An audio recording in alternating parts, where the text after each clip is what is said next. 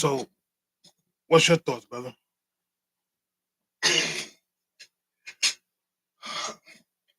I think we honestly, I think men rate women in a couple of different ways. I think first off, they're gonna because we're visual, we're gonna rate them on what we see initially. Also, I think we consider the entire package as well. So similar to what I was saying last night, I feel like we may see someone as maybe a 7 or an 8 visually. However, you get to know them and then they turn into like a 10 or 12. Mm. But you can also see somebody at a 9 or a 10 visually and get to know them and they turn into a 4 or 5. Mm. Like I was saying, some people are just good to look at. Well, dang, you just coming out the park swinging, huh? It's real, man, because you got to understand personality and character have to be considered in the true beauty of a woman.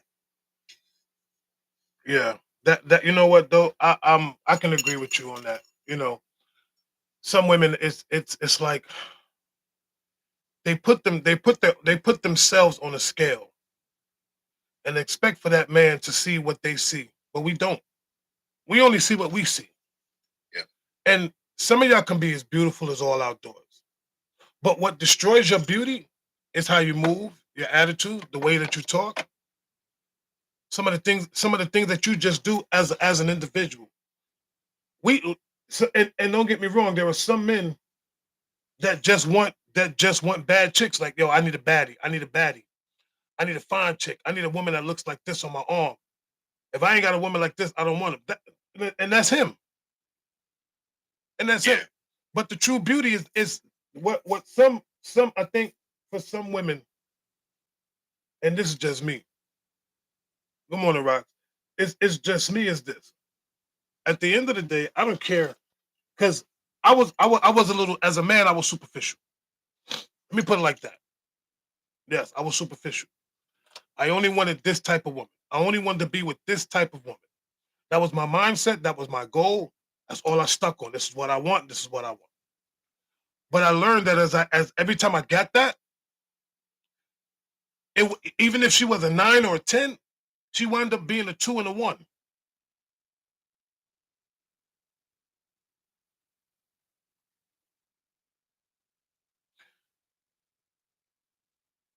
on a number scale. When dudes be like, yo, I need a dime, I need a dime, I need a 10 piece, I need a dime. You can get that dime. But sometimes that dime is too heavy and it comes with complications. I'm gonna keep it a buck. Most 9s and 10s aren't the ones that are married. Yeah, because you ain't lying. Because a lot of those 9s and 10s are stuck on themselves that they think they too good. That no man can get them. See, the thing women gotta stop saying, can't no man get this. You see what you putting on your life, you see what you speaking into existence. Y'all don't even understand the words of affirmation. No man can get this. So when a woman says that no man can get this, can't no man get me, can't no man get me, guess what you just did? You just removed the men, the man that made the man that can be your husband, the right man. Not a good man, the right man for you, all those things that you just destroyed, and now you just start dealing with these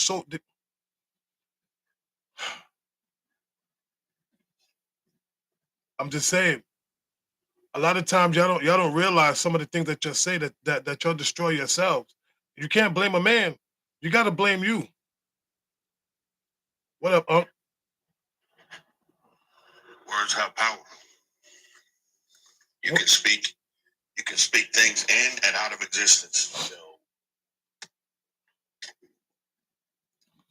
good morning, Unc. what up, now? Oh, so today's question is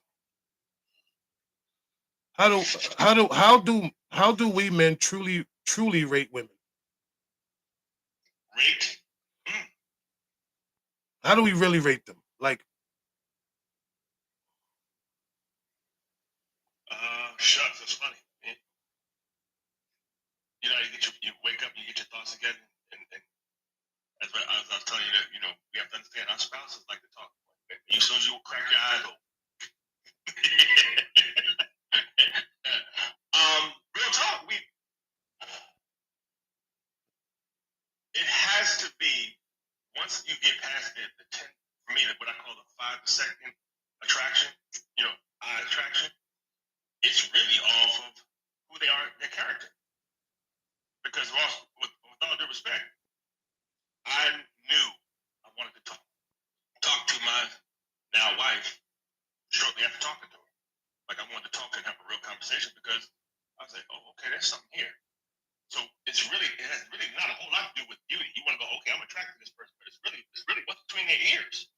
A grown man wants to know what's between your ears. What do you do? What is it about you? It's not even about what you bring to the table. It's what do you really do?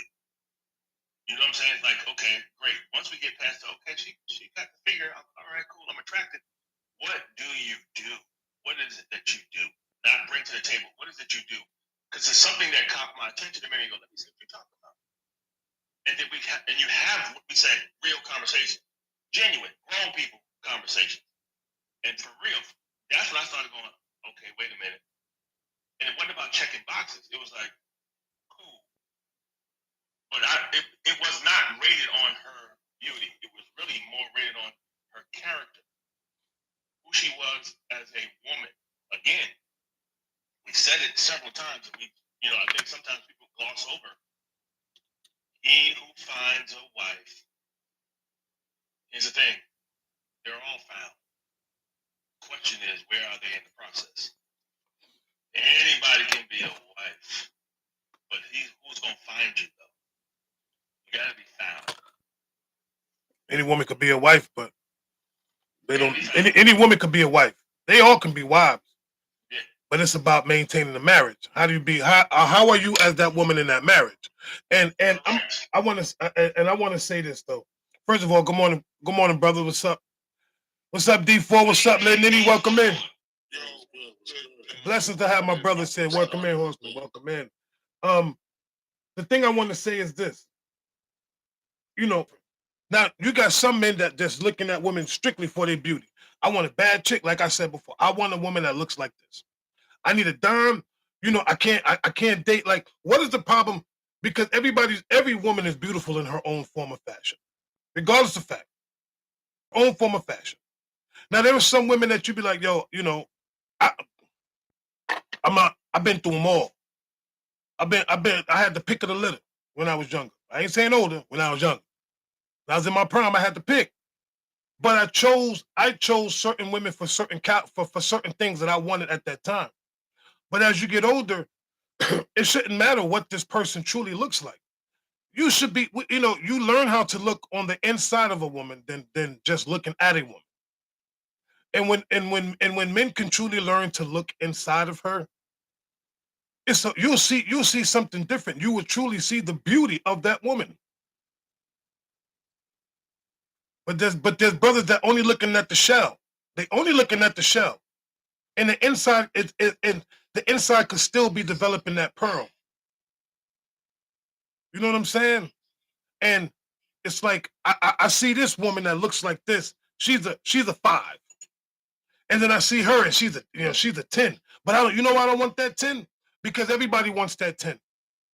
That 10 is too much competition to get to that 10. And then when you get to that 10, it ain't what you expected. But you go to that 5, that 6, that 7, the ones that are, and you get to that, and guess what she's doing?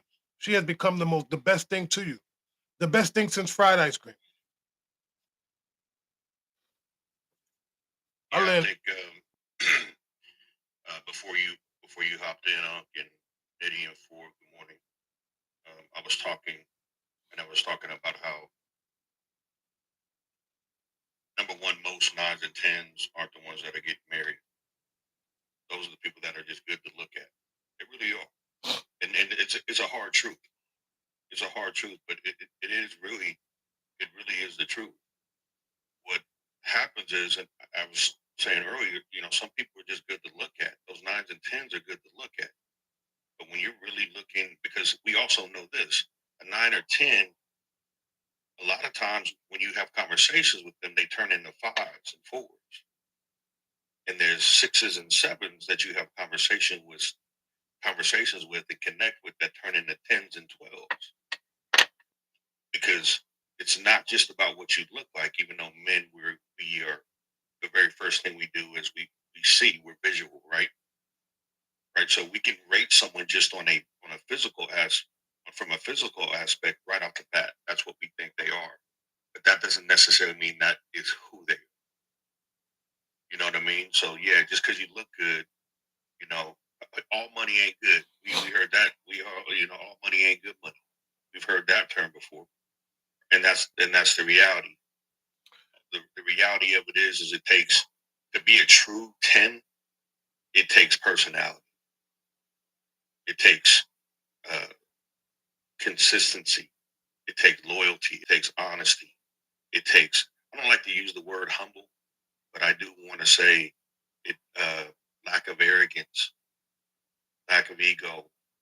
You know what I'm saying? Like a woman that wants to show up for her man. A lot of the 9s and 10s that look for men. Because and it's not, and let me say this, and I'll land my plane. It's not necessarily their fault either. The 9s or 10s are that way because they're just getting treated that way. The men say, "Hey, this is I'm going to just pay. I'm paying for your time. I'm paying for your time." So then they get to expecting that because that's what happens. I'll end. Yeah, one of my biggest life lessons was a body ain't gonna raise my kids. So, You know what I'm saying? Like he coming out the gate swinging. Come on, Lenny. Come on. Lenny. I literally had to sit and realize that. Like, a body ain't gonna raise my kids. So then it comes down to the conversation and how much we vibing on that conversation and where's your intellect at it? What are the things that you're paying attention to? Because I need to know what you're paying attention to. Like for a long time, I wouldn't date a woman that watched reality TV because my thing was at some point you're gonna try to bring that drama into your life. Like you're entertaining it, and you want that to be a part of your situation. So, I mean, there's a lot of stuff we got to look at as men when we out here in this dating world because it get treacherous sometimes. Listen, the body ain't gonna feed your belly. The body ain't gonna rub your shoulders when you had a bad day. You know what I'm saying? The body ain't gonna say, "Hey, King, I see you. I got you. You here." Let me tell you something. Looks, although men are visual, looks really just scratch the surface of what we're looking for in beauty, in true beauty in a woman. And so I think more women need to understand it's not about what you look like, but it's who you are. That's going to determine what kind of individuals you're attracting. Let me give a disclaimer real quick to some of y'all women. We're not here trying to destroy your character. Number one, we're just giving our perspective on what we think. It's just a man's thoughts. We're not trying to tell you what you're not. We're just trying to tell you what some of us see. So respectfully, if you feel that if it don't apply, let it fly. For this one today, because like I said, 26. I'm not holding back. We're going full throttle. So, just an FYI, we're not this topic was because of another group was having this conversation. This isn't particular to this group. This is definitely something that is an opportunity for us to share how men think, and even with what I've said so far, I'm all about making sure that people understand that who a woman is more important than what she looks like. It's going to really ultimately determine her value for you. So if it's rubbing you the wrong way, I don't apologize. You're just not listening. You know what I'm saying? I want to address something. Listen, women over 50 are not, y'all 50 women, you're not struggling. You're only struggling within yourselves. You're struggling within yourselves because you're trying to compete. And you're worrying about these younger women. There's nothing to compete with. That's the problem that I think that some women have. They are still in competition with each other for over nothing. Just be who you are. A man, listen, when we look at women, even older men, when an older man looks at a younger girl, he knows what he's getting from that younger girl. Bottom line, he knows what he's getting. I gotta make sure that she's this. I have to make sure that she's that. I gotta keep money in her pocket. I gotta keep her upscale up. That's what that older man does. So he already created the monster. When you are a woman, a mature woman, a woman of age, that brother, when the man looks at you, he's no longer looking at you at your age. He's looking at, listen, here's a woman in her 50s she's already grown, she's already established. Like, I'm good. I found love where I found somebody that I just want to be comfortable with. I done been through all of the nonsense already. With dating all these women and dating these younger girls, I've been through that scale. Now I want to get with a woman that I can just, you know what? I want to grow old with you. I want to relax with you. We don't even need to fight because we done did all the fighting with all our past relationships. We're just walking here. We just want to be with each other in harmony. That's it. Listen. Even when a man, like when a 50-year-old, 45, 50-year-old man wants to be with a woman of the same age, he don't. It's like, why we got to go through the same stuff that we did when we was younger? Are you kidding me? It shouldn't even be no argument. It should be, you should learn, you should already know how to communicate with your person. You should know how to build with your person. It shouldn't be, oh, this is my, listen, baby, come on, come on. I know you make more than me. I don't care. It shouldn't even be about finances no more. It should be about, listen, we can just take what we got and we can just continue to grow together. I don't care if I make more money than you. I don't care if I'm a CEO and you are OEC. You know what I'm saying? But like, but for real, bro. Like, they make it they make it hard, like they are. Some of them make it hard like as if they are still competing at the age of 25, and you are 25 years older than what you. Out of control. Yeah. It was the stuttering for me, bro. Nah, I'm just saying. Like, and to be honest, I'm not saying that women over 50 ain't sexy. You know, they can still dress us. Y'all can still throw it on. Y'all can still get your, but you do it with class. Right. Doesn't have to be trashy. You can be 50, sexy, and classy. And that's what men look for. Yeah. As they say, there are limitations on things we do at a certain age. Like, you ain't got no business in no club at 50 years old. But you could be in a lounge.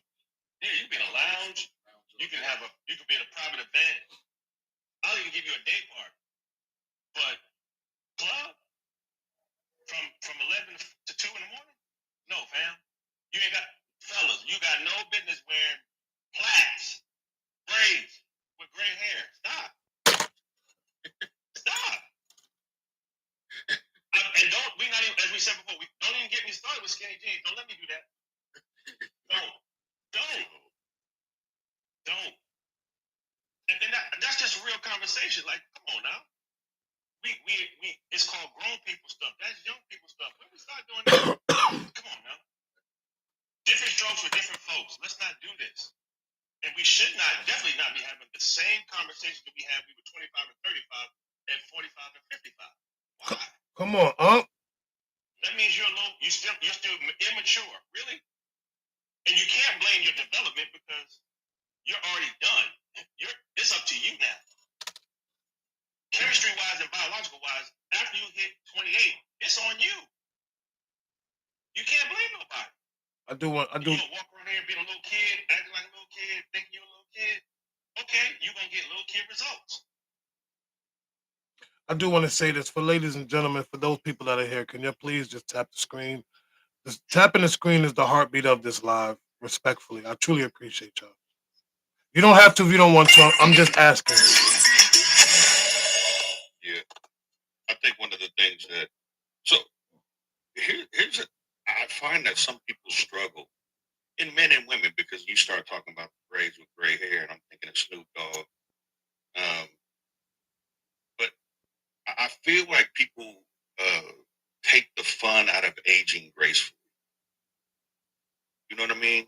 There's a cruise control that we hit after a certain age. Like we're above the clubs. We're more in tune to just knowing who we are and want to make sure that we are surrounded by the right individuals and we don't have drama in our life. And we want to make sure that we're living our best life, right? Not out here like some of these kids out here that are just continuing to incite chaos and toxic behavior and environments. And it's that crew. It's why they call us OG. You know what I'm saying? Because we're the ones that are calm, cool, and collected that can give them that feedback, to the younger generation. And I think a lot of people don't really embrace just aging gracefully and what it looks like. Because aging gracefully is wearing some jeans. For a woman, to me, aging gracefully is wearing a sweater and some jeans that ain't ripped up. Oh, they can have a little rip. They can have a little rip. I ain't gonna hold you. They can have a little rip, little cut here and there. There's a difference between a little rip and having a whole thigh out. Okay. Like, and you know what I'm saying? Some heels or something, whatever you want to wear. Like I said, do what works for you. But there's a embrace that aging because that's something that it's supposed to be. For me, it's kind of like settling in who we're going to be until the end of our days. And I think where it what ends up happening is I think we're so busy trying to stay as young as we possibly can that we're forgetting we're trying to stay as long as we possibly can, and sometimes I feel like we apply that to the way we dress and some of the fashion that we embrace. When really, staying young is a state of mind. You know what I'm saying? You stay young by staying young in mind, and you continuing to work your mind and work your mind and work your body, continuing to move. Don't try not to be sedentary. If you are working a desk job, try to walk and move every day. At some point in time, that's what, as we get older, we really need to do to stay young. It's not the clothes we're throwing on our body or the way we wear our hair. I'll end there. D4, what's up? My brother Lenity, come on, y'all listen. Y'all gonna have to cook this morning because my brain cells is legit. Oh yeah, no doubt. I got you, baby. I've been eating a lot for like the last week, so and I just got into the kitchen, so let me start preparing my meal. Okay, now do your thing. You got that? No, I'm gonna, y'all know about this, right? Right, really, bro. Y'all know about this, right? You're looking at the 3-time champ. Come on. Listen, can we stay on cue, fellas? I did get unseated by my brother Ford. Gentlemen, hello. So, you know what I'm saying? You know where I'm at, baby. Stop playing, baby. Fellas. And I know I got the long face. What you saying, fellas? Because I'm telling y'all, we got to listen. We stand on track here. Stay on track. Stay on. I'm telling that. Well, I'm telling Twin. Stay on track, Twin. Don't shift the conversation. Come on, let's stay on what we at. You know I love you. But we got today. We got to stay on cue. What's good, baby? My brother Unc, what's good, baby? Ford, baby, what's good? Twin, what's good, baby? You already know, baby.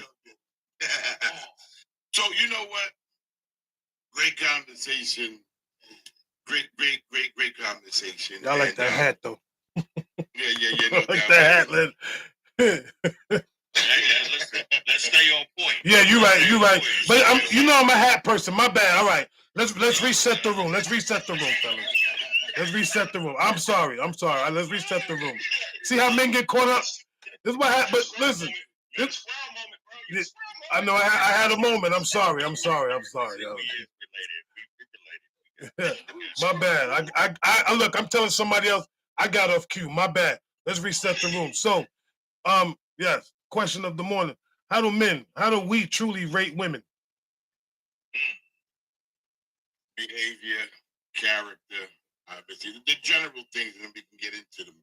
Consistency, willingness to go above and beyond, conviction, and all of those things. Those are the straight one-word answers, and then from there, You watch their behavior and their pattern, obviously. How do you react to the curveball? When something gets thrown your way, how good are you? How good are you when you could stand in the, well, I was going to say a baseball analogy, a sports analogy, stand in the box when something's coming at you and you don't know if it's going to break or it's going to hit you?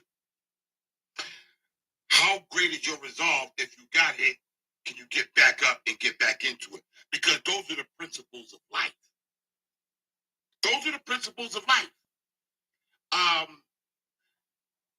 You know, as I heard all y'all brothers speaking earlier before I spoke, I got to give a kudos to the wonderful women. And why I'm saying that is because the things that you guys were just talking about and what you got to look for in a woman, I thank God for the women that I was born and raised into.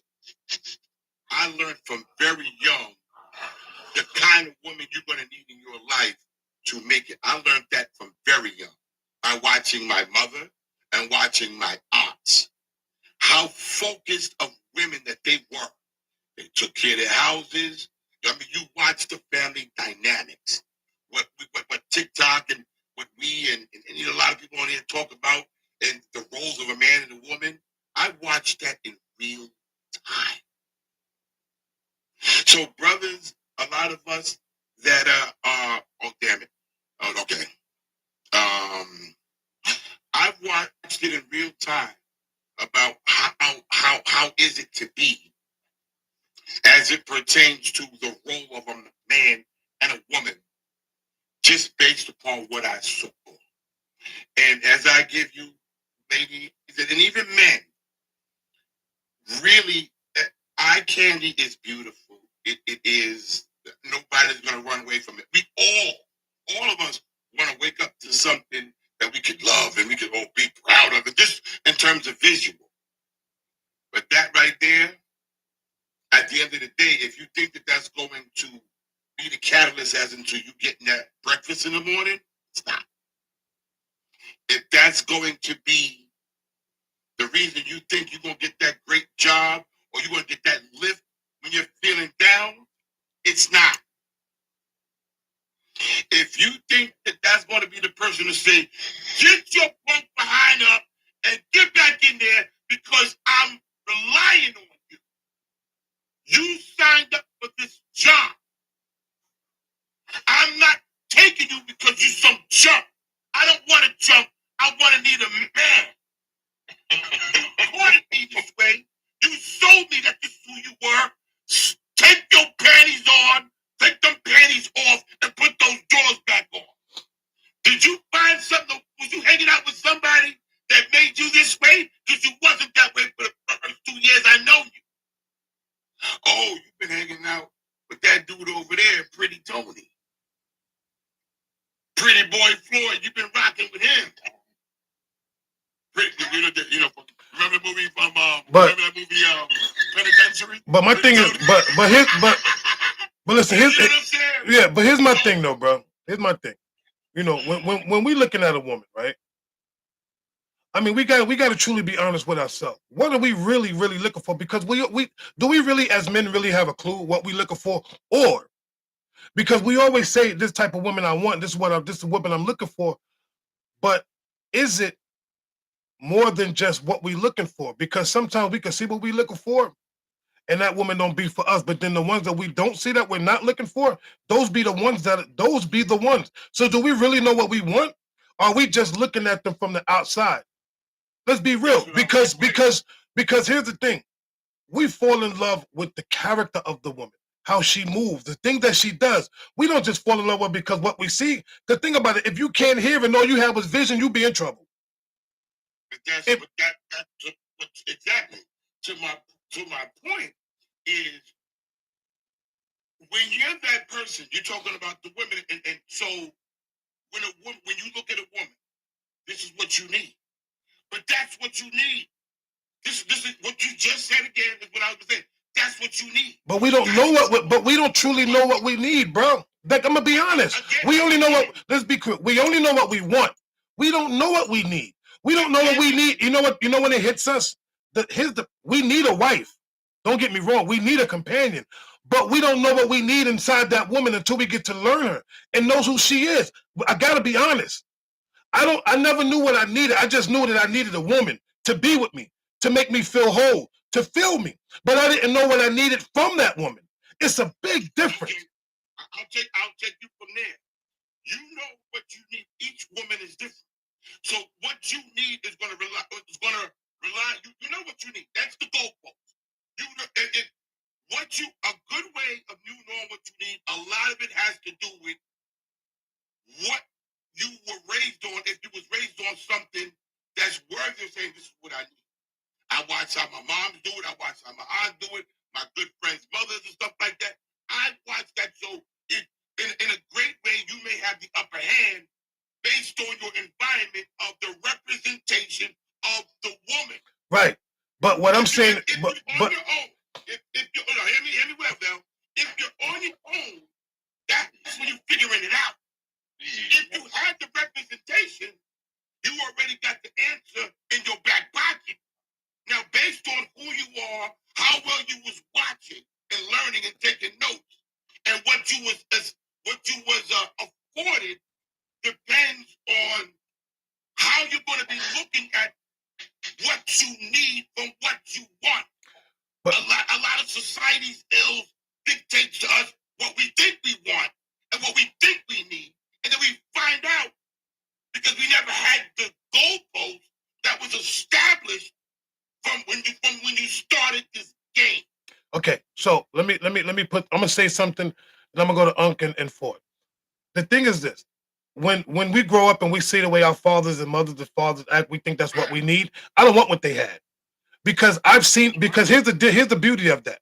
I seen how my daddy was. I seen how my mama was, and to me, I thought it looked good because they only showed us the good parts. But behind their doors, it could have been hell and high waters. I don't want that. I want what's for me. I want and this is what women should also take heed to. A man wants what he wants for him. He doesn't want multiple. But sometimes a man has to go through multiple to get to the one. But if some of y'all women can learn just to be that one and not for many, come on, Yeah, I mean, for me, man, I have to say to continue where the conversation is right now, it's upbringing. It has a lot to do with the environment. And when I say that, meaning I'm going to say I'm not even going to say the outside environment because I was not really influenced by streets mentality. I was influenced by what was going on in my home. And what's going on in the home, you're going to do one of two things. It's going to be attractive or you're going to repel. Let's keep it above. So if you had family members that were, abusing substances, you either going to get with it or you'd be like, nah, I ain't doing that. Well, that applies, same thing, that same behavior applies to what you're attracted to. So if you see things going on in the house, you're like, oh, okay, that's the way it's supposed to go. We as men will do what we will gravitate naturally to what we see. Oh, that's what we do? Okay, cool. Because remember, it's really important how we move around our kids. Because how you move around your kids shapes how they move in this world. And it's not a knock, it's just facts. That's not to point fingers at parents, whether it's both parents or single parents. I always laugh when people say, I never see my parents, not laugh, ha ha, but I never see my parents argue. That's a bad thing for a child. Because they have no idea how to deal with conflict resolution whatsoever.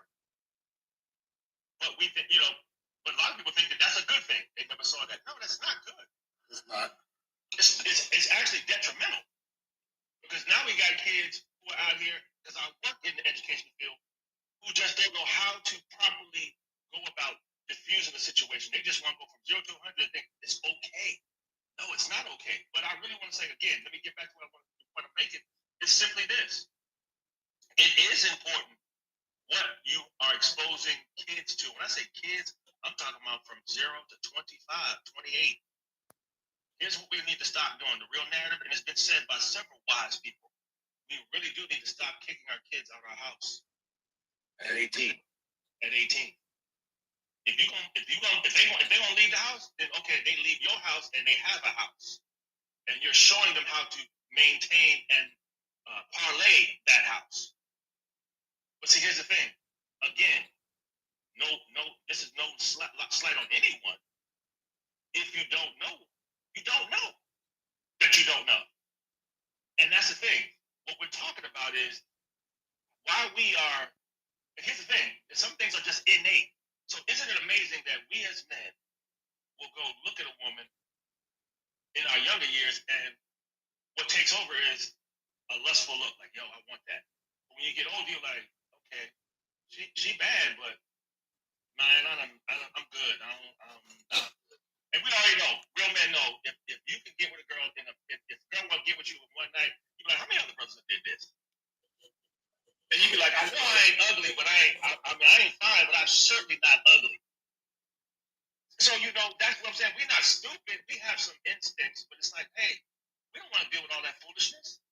You know what I'm saying? So again, we really don't. Don't get me wrong. Are there a few that just want to be out there? That's different. That's not the norm. And I land.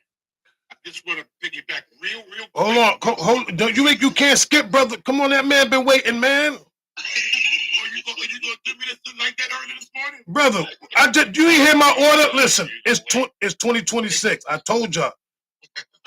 We gonna rotate this. I gotta hear from the guard. Like, come on, man. I'm gonna turn a blind eye how many times you cut me off. So go ahead, I'll wait. I still love you though. I still love you too. Go ahead, boy. You good? You got it all out for it. Oh, okay, all right. Now that you gave me the burn, I'm gonna say, this is not about wanting what somebody else wants. You have to know what you want, but the representation of what you saw that you know works, that's the goalpost. That's the goalpost.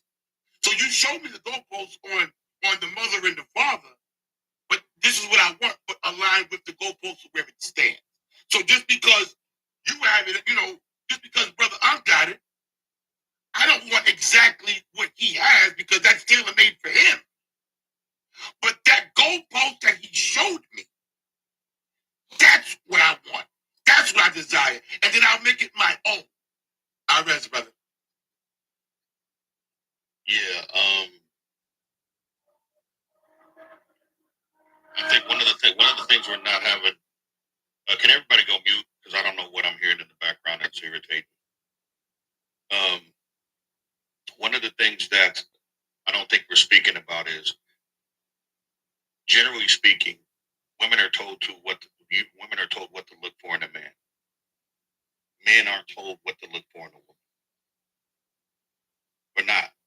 We just, what we're told to do. We're told to go out and provide. The problem with that is there's different visions of what provision may look like. So it gets confusing because to one demographic, provision is just providing money, being able to pay bills. To another demographic of women, it could be, no, I need to be protected. Now here's where it gets interesting. Most times women feel protected when the money's right. Right? So we need to understand. Don't make me walk away from this camera. We need to understand that is a form of protection for women. But I'm going to back up a little bit. We're just not taught on what we're supposed to expect. We're taught to pour. We're not even taught to even expect anyone to pour back. You know what I mean? So we need to start having these questions, and I think this goes with what everybody's been saying. We need to go start having these conversations with our children. I didn't have that conversation with my dad. What am I supposed to look for? And who am I supposed to be? You know what I mean? These are the conversations that we need to be having that we do not have in most households, especially in our Black communities. It's like, man, do I know? Like, I can go back and think, man, I was never told what I needed to be looking for in a woman. I'm just going. And as young men, so all we do is go off of what looks good. We're looking for the shiny quarter, right? Even though it's just a quarter. There's there's some other forms of currency out there that are more valuable than that shiny quarter. We're just looking for that because we don't know any better. And we don't know any better because guess what? Iron sharpens iron, and we're not sharpening the iron of our younger individuals to help them understand what they need to look for, and then also understand that there's different ways to provide. Provision isn't just about money. There's so many things more when it comes to provision that a lot of people don't understand. But the one that always comes to the forefront is, hey, you need to make sure you're making that money. You can pay the bills. Understanding that is an aspect of it, and understanding that men want to be respected and women want to be protected. You also got to understand that a woman feels protected a lot of times, and this is from what I hear from women. This isn't my thought. It's what I hear from women. A lot of times, women feel protected when the money's right, when they're financially safe. So we need to take ownership in that as well, as we maneuver through this. But as we get older, these are some things that we should be. I would love for us to learn these things at a much younger age, as opposed to, we up here talking about it now because it isn't a common conversation. I'll end there. I want to say something real quick. Then, Lenny, if you want to say anything behind you, good. If you got something you want to share, brother, you got the floor. You know, Yeah. I yield to my brothers. I just wanted to say right quick that I completely agree with what Mr. Ford was just saying. Everything he's saying is real. Like I said earlier, I got to a point in my life where I had to realize that a body ain't gonna raise my kids. But in that, I also had to understand what it was I was looking for. I want to feel heard. I want to be respected. I want to be honored. And you don't know these things when you first go out to the dating world. We going out there blind. They know what they looking for. But we going out there blind. We touching the stove. We finding out this stove is burning. It's difficult. Like it get tricky. And it's like, you gotta realize it's not even really almost. It's like we really gotta learn how to love ourselves. Because like you said, we're taught to provide. We're taught to give. We're taught to protect. We're taught to take care of everybody else. And we don't look at what we need Mm. in order to feel strong enough and comfortable enough to do those things. And you don't learn that until you get a little bit older. When you touch the stove a couple of times, get burnt a couple of times, then all of a sudden you start to figure it out. So everything that man just said was a fact. Like, and it's crazy how that works. Nitty, seriously, any man, real quick, just take 5 seconds and ask yourself, do you know what you want? Do you know what you need? I promise you, at least 60% may say, I don't know. Nope. I'm gonna say this. I mean, sometimes we know what we really want. What we want, we already know what we want because we say what we want all the time. We speak our wants out loud, but we keep our needs inside. Um, but from your point forward, I love what you said, bro. But here's a twist about this. So some men are afraid of themselves. I'm gonna tell you why we're afraid of ourselves.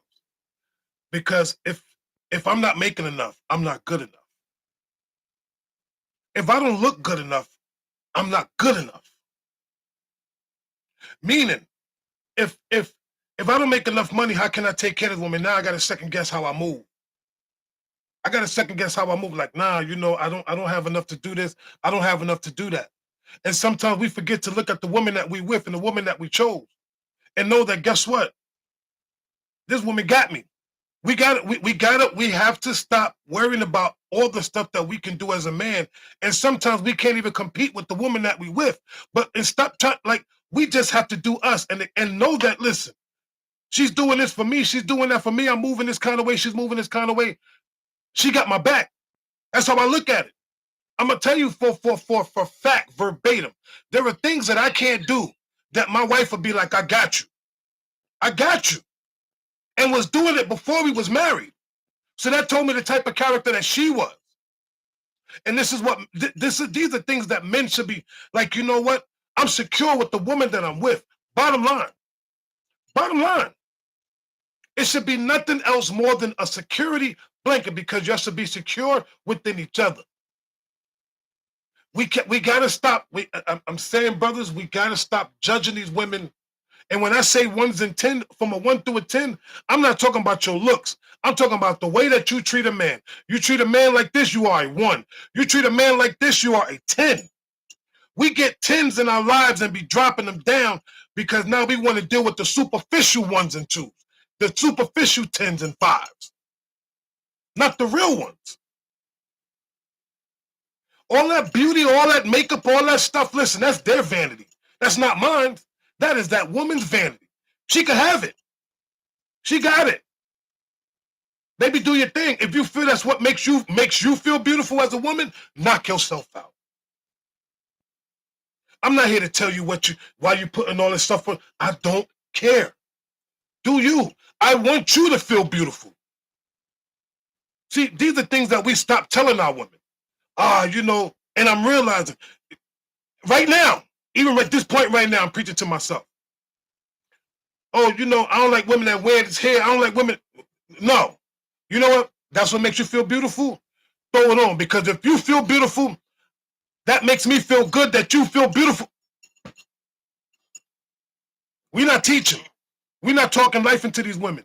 Regardless, baby, you look good however you are. I take you for who you, because when you met her, that's how you met her, right? So why you want to change somebody that woman should want to represent you and want to start changing herself in certain type of ways. Hey, like I'm gonna throw something out there real old for you. As youngsters, I know YN, as youngsters, we out there, we come out the house, we come outside looking for the Lex, the Beamers, and the Benz. That's what we come outside looking for. And then we realize, nah, bruh, it's them Buicks that be riding school. It's them Olds bills, them Cutlass and them Chevys that be riding real smooth. When we come outside the first time, it's the Lex Beamers and the Benz. And that's as a kid, because you're thinking from a kid's lens. But keep this in mind, to Ford's point, we're not being taught. You know what I'm saying? Like, there is no someone saying, hey, young pup, this is how you move out here. We just, again, if you let a young dog come outside, he watch everybody else doing their thing. Guess what young pup's gonna do? I'm talking about a real pup. He gonna follow what everybody else is doing, for the most part. And that's what's important. Keep in mind, let's do this. Let's go even deeper. Not even just talking about how we out here looking at them. Let's talk about how we operate as men. We're taught to provide, right? To take care of and all the rest of that. How many folks are in their households teaching their kids finances? I can say this, and like I said, this ain't no shaming nobody. I remember being in an all men's group. We were all sitting there, about 75 of us. And we were asked, raise your hand if your father taught you how to balance a checkbook when people still use checkbooks. And it was about 7 people that raised their hand. It's okay, if you came from a single parent, how many mothers showed you how to balance your checkbook? Guess what? It was even fewer hands. So we talking about having us be productive citizens. And here's the thing, and having the weight of being a man in these United States, and we're not preparing each other, or no one's giving us the intel to be productive and to know how to move on these chess pieces. That's not fair either. You know what I'm saying? It's crazy game. That's a nasty work. We're out here finding out on OJT.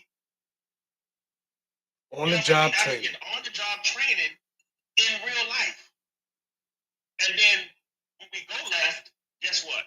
Everybody's doing this, including our own people. And you're pointing fingers at a brother who has no real training except for when he's outside learning it on the fly. We really do have to be mindful of that, and that we got to stop that, because again, it all goes to each one got to tell a brother. When you bump into somebody, hey, bro, and that's me. I'm not just running up randos because I don't want nobody thinking I'm, what's wrong with you, bro? No. There's a reason why people call us UNC and OG. Take advantage of that. They want to hear what you got to say. We need to say something to them so they can look at things a little different. We have them out here just wilding out. And I'm talking about even the ones who got, mom and dad in the house and living good. They living like the Jeffersons. Those kids have it worse. You know why? Because mom and dad is chasing the bag. But we have to really understand that real talk, there are too many of us walking out here ill-informed, 30 years old, 35 years old, trying to learn game at 35. And don't get me wrong, it's not like we're not passing the buck at all. But it's a reality that, unfortunately, the sisters that we bump into from 25 to 35, you got the raggedy version of us. But here's the thing, you could also help be the best version of us too. If you realize that, okay, this bad boy is a little wet behind the ears, let me tell him something or help him with some things. And here's the thing, that doesn't mean it's going to happen for all of us. But guess what? Some of us will listen. But that's real talk. And I land. Yeah, I was I'm trying to remember what I was gonna say.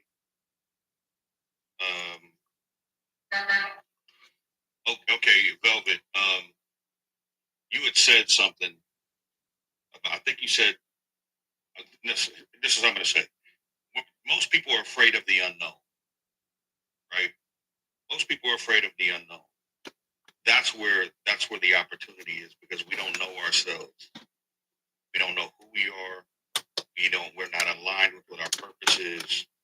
We do not know ourselves. So how can we know what we want if we don't even know who we are? Right? It's impossible. How can we know what we want and what's best for us if we don't know who we are? Because two things about knowing who you are. Very first thing is, you're going to know how you're going to show up for people. So when you get to know people and understanding, okay, these are naturally parts of who I am, so they'll probably be comfortable with me. Second part is understanding how, getting to know someone and understanding what you need, so you can bounce that up off of where your things that are maybe deal breakers for yourself that you need in someone. The problem is, and it's going to always come back to this in any conversation that we have or any topic, knowledge of self and understanding who you are and being in alignment with your purpose. And as soon as you're able to do that, I promise you, it's like the Matrix. That binary code turns into pictures, and you can actually see what it is. Right now, a lot of people are running around seeing X's and O's and eyes and eyes and zeros, whatever it is. I'm telling you, we have to understand. And I'm speaking. This is from a personal standpoint. You have to go. I had to go back and understand who I was and why I was that way. And when you have to do that, sometimes, man, we got to unpack some stuff that happened to us that we haven't dealt with. Because most men compartmentalize. I'm gonna put that over there. I'll deal with it later. And we keep it moving, keep it moving. Then now we got a whole storage facility, of unpacked trauma that we haven't dealt with. Now, that may be with people in general. I'm just gonna say we're afraid of the unknown. And in speaking that, most times we're afraid of ourselves because most people don't know who they are. So I just encourage people to get out there and understand who they are, because the sooner you understand that, then you'll understand what you're bringing to a certain situation. And then you can have the discernment to say, hey, I might not be the right person for you. You can also have the discernment to say, you're not the right person for me. But we can keep it moving and have a good day. I'll land there. But you know what, though? I like what you said. But here's the thing. I think for some men, I want to go to the unknown. I want to go to the scary part. I want to get all that out the way. I want to go through the hardness. I want to go through all the ups and downs first. I don't even want a happy place. I want that corrupt. You know why? Because if I can get the corrupt and I can walk with this woman, regardless of fact, I'm good. The thing is, we want the easy stuff in the beginning, but when the hard stuff comes, we don't know how to deal with it. And then that's when we panic as a man. Oh, dang, I can't believe this how she coming out, this, that, and the third. Nah, get that out the way in the beginning. You know what? I'm gonna get on your nerves.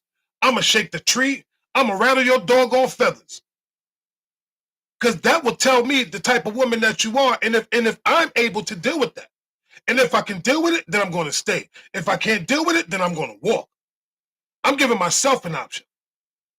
But see, when we start going through all the beauty and all the ha ha he he and the cackling and all that, yeah, it's all good in the beginning. But one thing I do want to say is this. See, a lot of men we run from what we call the unknown because now you have a woman that's doing things that we're not used to women doing, and we panic. We panic. We try to go into defense mode. We don't listen. It's crazy when you think about it, but it's the truth. Men, there are women that will do certain things that you haven't even that you don't even expect her to do, and you thinking that she's doing it for a reason, and she's doing it because that's just the character of that woman.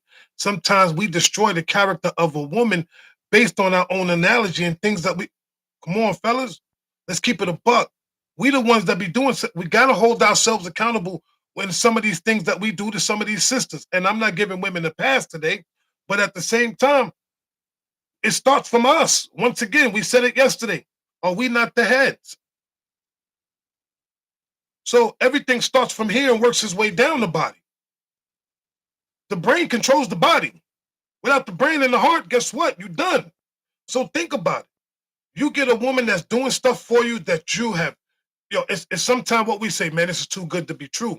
I don't know about this woman. She got an alternative motive. She got to be doing this for a reason. We just messed up a good thing. I'm gonna say that again. Some of your brothers that don't understand. You have women that will do stuff for you, that will be doing things, and we as men will sit there and be like, "This is shorty too good to be true." She got an alternative motive. We just destroyed that woman and that relationship because now our mindset is stuck on just that. Every time she do something, I don't know. Yo, why you doing this? And then you get to the point where you start questioning, yo, why you keep doing this all the time? Like, what you want? Now you got an attitude for no reason. Come on, I'm a land.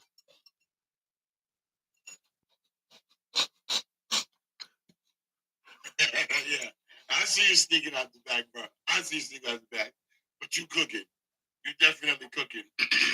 And this is exactly why I said a lot of us who have had the great, good trainings and examples as we were kids. Not everybody had to find that out on the street. Now, let's be for real. A lot of us, even though we had the great training, we had to still find our own path. But most of us never went too far over because we had examples from day one. So when the maturity kicks in and you start saying, yeah, this is what auntie, or this is what mommy, this is what auntie, this is grandma, or whatever, then it's already set in stone there. Knowing what you want is a cornerstone as into getting what you need. Knowing what you want is a cornerstone of getting what you need. I saw in the comments somebody made a comment and it said something about would you test your woman? The bottom line is nobody has to test nobody. Life is a test. Life is a test based upon how deep is your faith. If you truly believe in something, trust me, your Lord will send you examples and see how well you stand firm on what it is that you believe. So nobody has to deliberately test you. Life in it itself will test you. You're going to get so many curveballs thrown at you. Now let me see how good and how strong your faith is.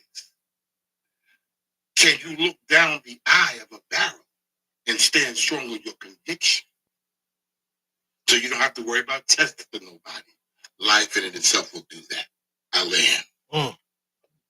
Another big part of that, and I think a lot of us don't realize it is our perception of the stuff that we're going through. We don't pay attention to how we're perceiving what we're going through. We just try to ride it out, go through it, and think that it's going to work itself out. That's not always the case. You gotta be able to look at yourself in the moment. We fail at doing that a lot of the times, especially in relationships. We're so caught up in it, and it's not an easy thing to do, especially if you're not, purposely out there trying to do it. So, I think the biggest component to having a successful relationship is being able to look at yourself in the moment and have that accountability for yourself. Still have some grace, because it's not fair to be beating up on yourself like that, because you're supposed to make mistakes. That's the way that you learn. But you gotta have that grace. You gotta be able to sit there and hold yourself accountable. And we don't do that a lot. Oh no, we don't do that at all. We don't do that at all. We will sit. We don't do that at all. We only hold ourselves accountable when the person is gone. When they're gone, when she is out of our life, that's when we want to hold ourselves accountable. Damn, I messed up. Accountability. Damn, I can't believe I did this. Damn, I can't believe, man, why didn't I just think about it this way? Why didn't I just think about it that way? Why couldn't I just been the man? And now you find yourself, yo, can we talk? I need to talk to you. This, that, and the third. Now your tone changed, your attitude changed, because you realize you just lost a good thing. The hardest thing for a man is to lose a good woman. And don't realize we lost a good woman until she's gone. Because the whole time we've been giving this woman hell. We've been in our feelings, we've been moving the way that we wanted to move. And thought that, hey, this is how I move, this is where I am. But guess what? How many times have we said on these platforms, when you with somebody, you have to change who you are. You have to transform to a new person. Because I can't be the same man for you that I was for that woman. I got to be a new man for you. My standards may sometimes stay the same, but I also got to change some of the standards that I have as a man. I got to see you for who you are as a woman. Just like the way you looking at me. You looking at me, I have to look at you as a woman, and I also have to respect you as a woman. I have to, like, you know what? I know I may have standards, and I may have certain boundaries, and I'm not going to change my boundaries, but I can adjust them. And that's what relationships are. It's adjustments. Marriages is making adjustments. That's it. If you can adjust to the person that you're with, guess what? Everything's going to be fine. Everything is going to be fine. Got to pivot on the fly. Yeah. On the fly. If you don't, you're traveling. Yep. And remember and understand it one thing. An adjustment isn't necessarily moving the goalpost. It's not, excuse me, it's not moving the goalpost. It's giving yourself grace or the other person grace. Because you may sway until the message is given and it comes right back. That's an adjustment. Because you're not going to adjust brushing your teeth when you get up in the morning. There's not going to be any movement with that. Now, if you running late, you better have, like myself, I got my toothbrush, I got everything, because when I do 4 lemons, I got to have everything out with me. So if I had to run out in going to work, I'm brushing my teeth. So that's never going to change. Now, I may have not did it in the bathroom, but I did it as I got in that car because I just had to run out. But the bottom line is going to get done. So adjustments are going to happen. But that goalpost is going to come right back. Because that sets the standard to stability. See, it's the shift. It's the shift, bro.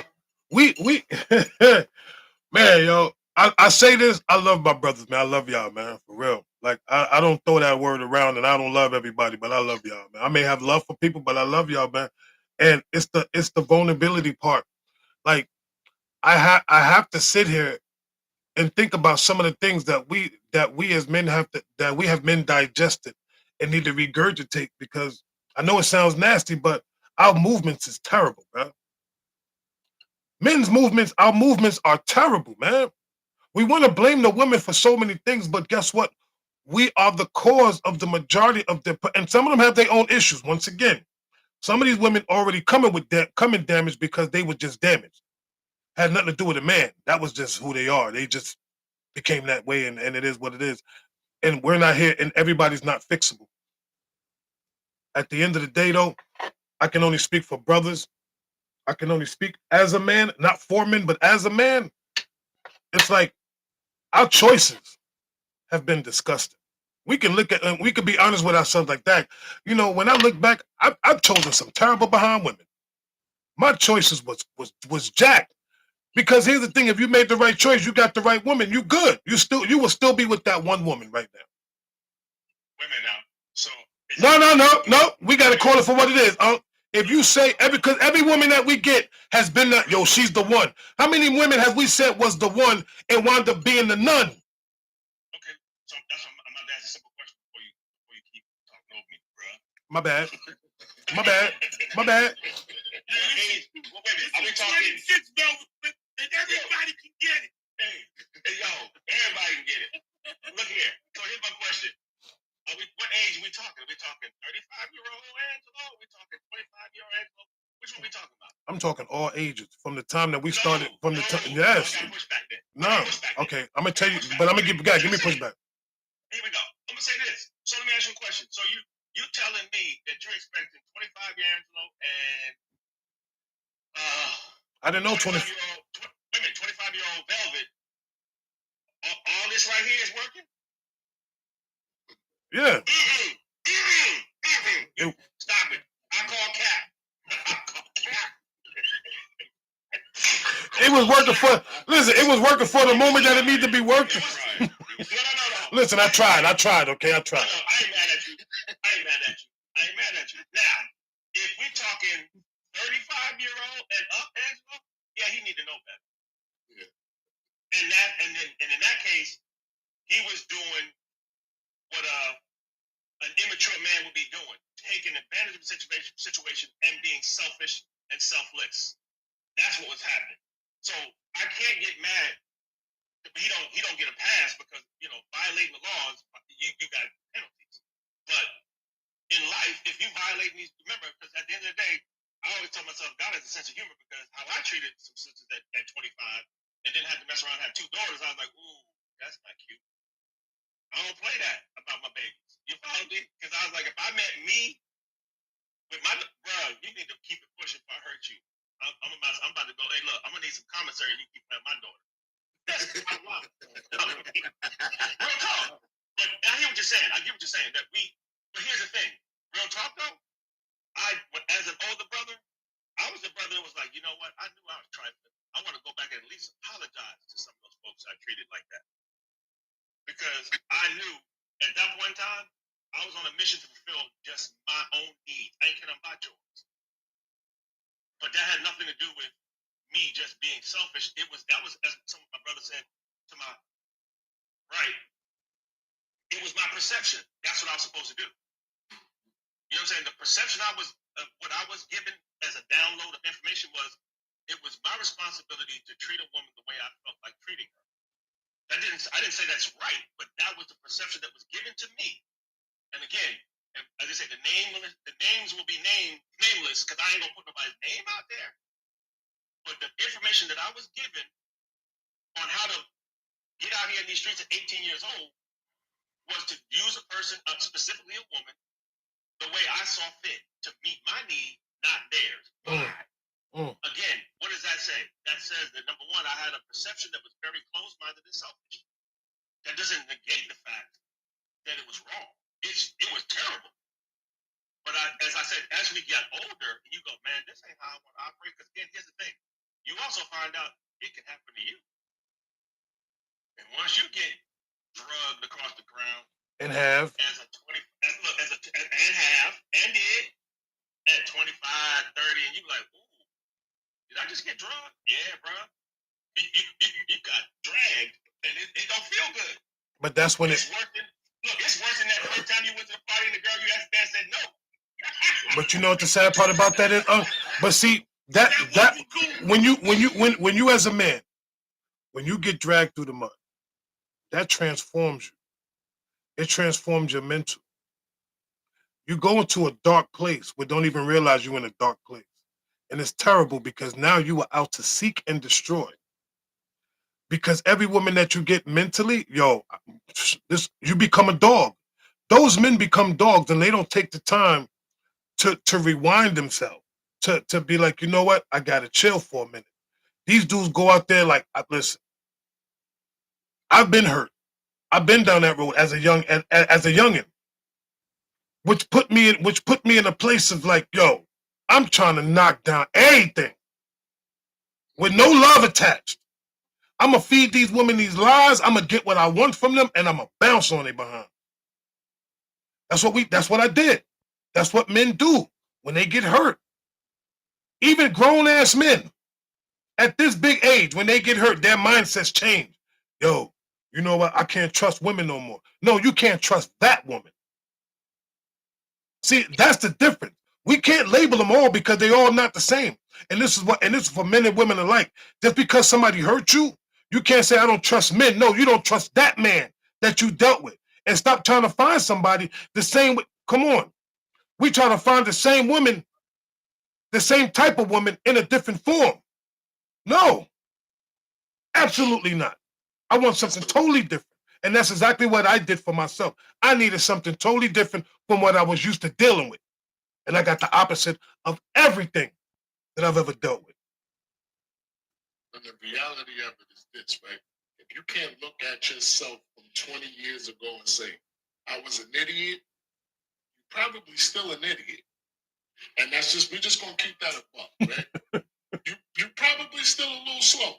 If you can't look back at yourself and say, I was dumb, I made some stupid mistakes, right? So I say all of that to say, like, we grow, we make our mistakes, we touch the stove, we're supposed to, we grow. But it's all about how you grow. Are you growing with pain or from pain? You see what I'm saying? Like, You might want to say that again. That's today's word. Say that one more again. Say growing with pain or from pain. What you just Yeah, that's how you cook. minus one thing. You had the best analogy, but one word you made was wrong. You said probably. No, it was. Ain't no probably. If you're gonna hurt somebody, or look at it ain't no probably. It is. That's the only word that you got to take out of that excerpt, and you're good, bro. You're totally good. First of all, don't be tone policing my brother. He said what he said, and he stand on business. He said what he said. No, you know what Bubba just did? Hold up. But you know what Go back and finish. Let him finish. Separation. He tried to separate them. He said my brother. So who am I, your other? You my twin. It's a difference. Hold tight. Let that man finish. Make it funny, right? But the reality of it is yeah, you're still an idiot. I was being polite when I said properly. I was trying not to hurt the feelings as much when I was. We gotta give it to him raw, man. I was pulling the punch. I was pulling the punch because that's a punch that's gonna put you on your butt. You gotta listen. We gotta come on. We here to hit him in the head. We here to knock these dudes on top of their skull. Sometimes they need it. Sometimes No, they always need it. They need it. Sometimes you are people calm. They don't get that. You are people calm sometimes. And it's just what it is. Mm-hmm. And we gotta learn to understand that. Yo. But yeah, man, like you gotta understand, like when you're growing, back to what I said earlier, that perception is all about how you see what you're going. You know what I'm saying? Now here's where the grace comes in. 25-year-old Lee nigga, he can't figure that out. He's not gonna understand what's happening until he's 35. And he's looking back at it and he's like, I was an idiot. You see what I'm saying? So it's a deep game. And you don't learn how to play it until you get older. And I learned. Bruh. With or what? From. What? With the from. Okay, we pinning that one. I'm gonna give you credit, but I'm stealing now. I'm letting you know we're gonna come in there. The brothers. Do this caper, and I'm dip. Take it. You see what I'm saying? I'm gonna dip with the caper. Listen, some of us are still playing this game at these ages, which I think is bananas. I think it's bananas that you at a certain age and you at a point in your life where you still can't make decisions on what you need. Like the needs be right there in front of you, and you breaking the needs. You come on, yo. I can't stress it enough, yo. When that woman is pouring into you, and you don't know what it feels like to be poured in because everything that has been pouring into you has been poisoned to your body, has been poisoning you to your core. And now you got somebody that took all that poison out of you and trying to revive you with something different, with something special. And you turn on it because you are in your own head. A lot of us men got to get out of our own way. Stop being something that, yo, this is me, this is me. We say that all the time. This is who I am. That is not who you are. That is somebody that you created as a shield, as a mechanism to we have to stop. Period. I'm tearing up and I don't like crying. But we have to, because I'm getting a little emotional, man. Like we have to, as men, we got to stop with this, yo, this is who I am crap. Because no woman wants who you are. She wants who you can be. They want what's best. A lot of time we don't even know what's best for ourselves. But when we get the right woman, she can guide us to open our eyes and see what's best for us, man. It's a difference. But we sit there and we fight that crap. Because I know me. This is what I stand for. We are the most stubbornest individuals on this damn planet. A man is stubborn as hell. Bottom line, stubborn as all hell. We don't want to sit there and just fold a little bit. We got to stand on this. This is who I am. I can't. I got standards. These are my boundaries. Okay. But in a relationship, everybody has boundaries. But sometimes you have to compromise even in those boundaries.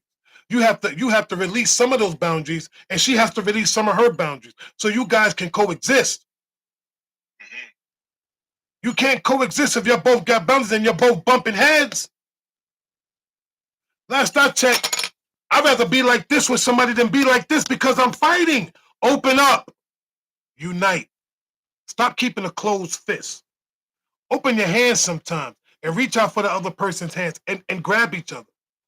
Because when you do this, it's more unity in this than it is like this. What's up, D-Love? What up, my brother? What's on there, y'all? Y'all got it. What's going on? What's going on, fellas? How y'all doing today? Great, man. I think that we as men have to stop trying to prove that we're good men and just be a good man. Say that again. You ain't got to prove nothing to anybody. Say that again. Say that one more time, please. We have to stop trying to prove that we're a good man and just be a good man. That's the way that works. Now, I'm a single man right now, but I'm going to tell you this right here. When I meet women and I ask them what do they want, and they describe that man, and then I look at what they're dating, that ain't the man that they just described to me. You better go ahead. So that is my first red flag to say, nah, that ain't what I want to do.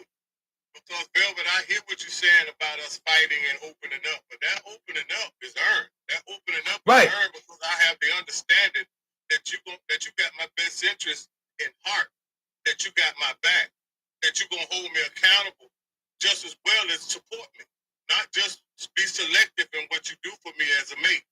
It's a totality of things that are involved. And I haven't done all this work since my divorce to be healed and to do the things I need to do and understand me, for anyone to define me because of what they think I should be doing. I am who I am. That is a fact. That does not mean that I cannot conform or change to the person that I want in my life. That I can absolutely do that. But you have to show me from a totality of everything that I am okay to do that with you, and I ain't got to put up with the foolishness. And if they're not willing to do that, then I tell you what I'm going to do, Velvet. I'm just going to be a good man and stay me. And I'm going to land there, brother. And ain't nothing wrong with that. But here's the thing. I want to say this to some of us men. The same way that we say to women. I don't know if I'm a good man until somebody tells me I'm a good man. Until I'm seen as a good man. Because we can all say, I'm a good man, but are we really good men? Well, are we only good men to ourselves? I'm just saying, because here's the question. What makes us a good man? That's the question. That's the number one question. What makes me a good man? Now, I can sit there and give my all my characteristics, but that doesn't make me a good man. She has to, you know what makes me a good man? The woman, what makes a man a good man? That woman that will stick by you regardless of who you are and how you move. When you make mistakes and she's still there. When you upset and she still's there. When through all the bad stuff that you can do, she is still there. Man, he a good man. I see something in this man. This is the reason why I like. Come on. It ain't rocket science. Why do you think we say, oh, I got a good woman? I got a good woman. She's a good woman. You know why? Because I'm with her through everything, through all the nonsense, through all the headache, through all the bad stuff, because there's still spiritually something deep inside this woman that makes me stay, that makes me love this woman. Yep. It's deeper. It's deep.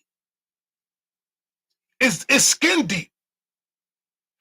So when we sit there and call ourselves good men, sit back and truly validate that word. What describes me as a good man? We can tell ourselves everything of being a good man, but we don't really know what it is. I I'm yield. good with just being. I'm not worried about being a good man. Real talk. I'm more concerned about being a righteous man. Mm. You feel what I'm saying? I want to be in right standing with my heavenly Father. That's where I want to be at.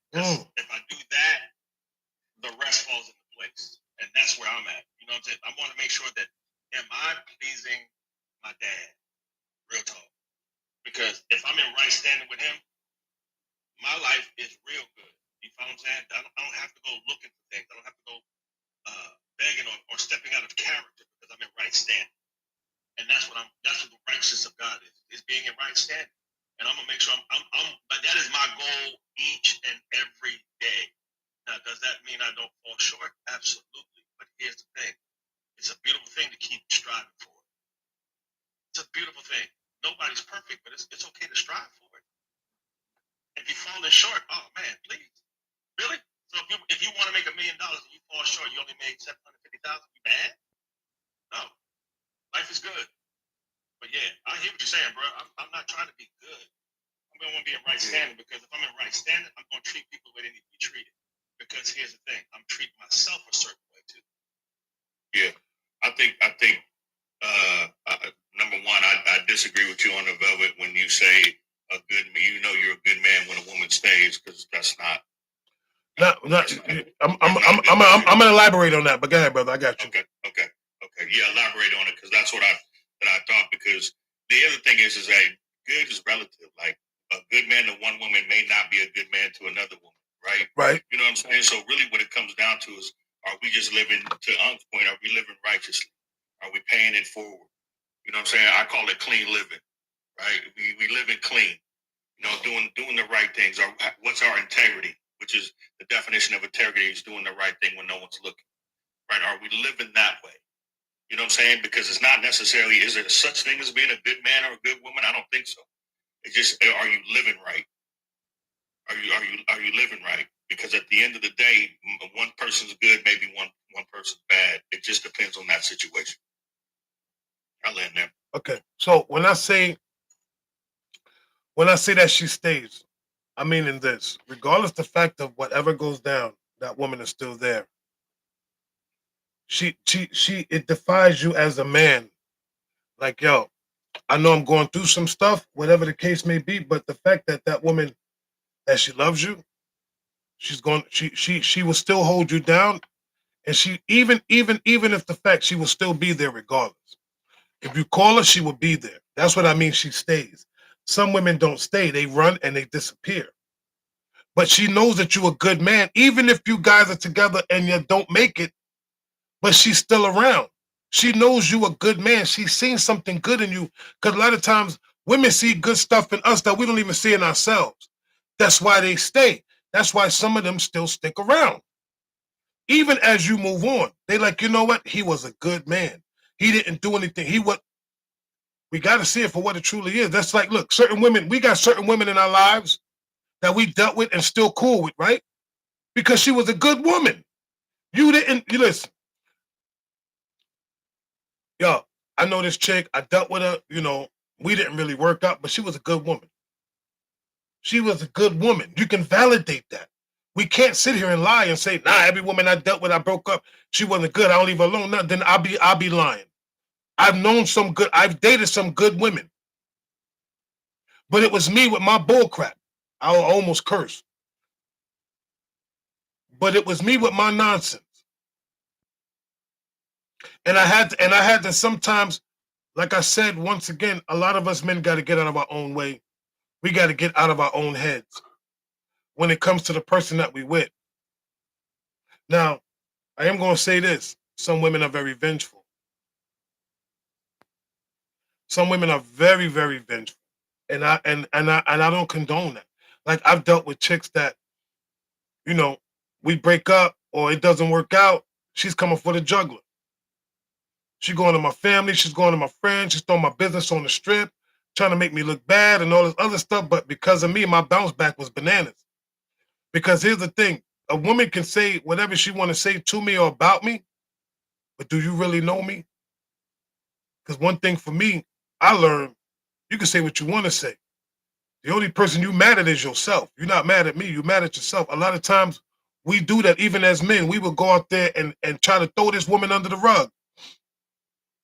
Talking about, oh, she whack, she a thought, she all this other stuff. You a slut, you a hoe, you a b, all this other stuff we do. But guess what we just did? We're not mad at that woman. We mad at ourselves because it didn't work out. That's it. So we got to lash out somewhere.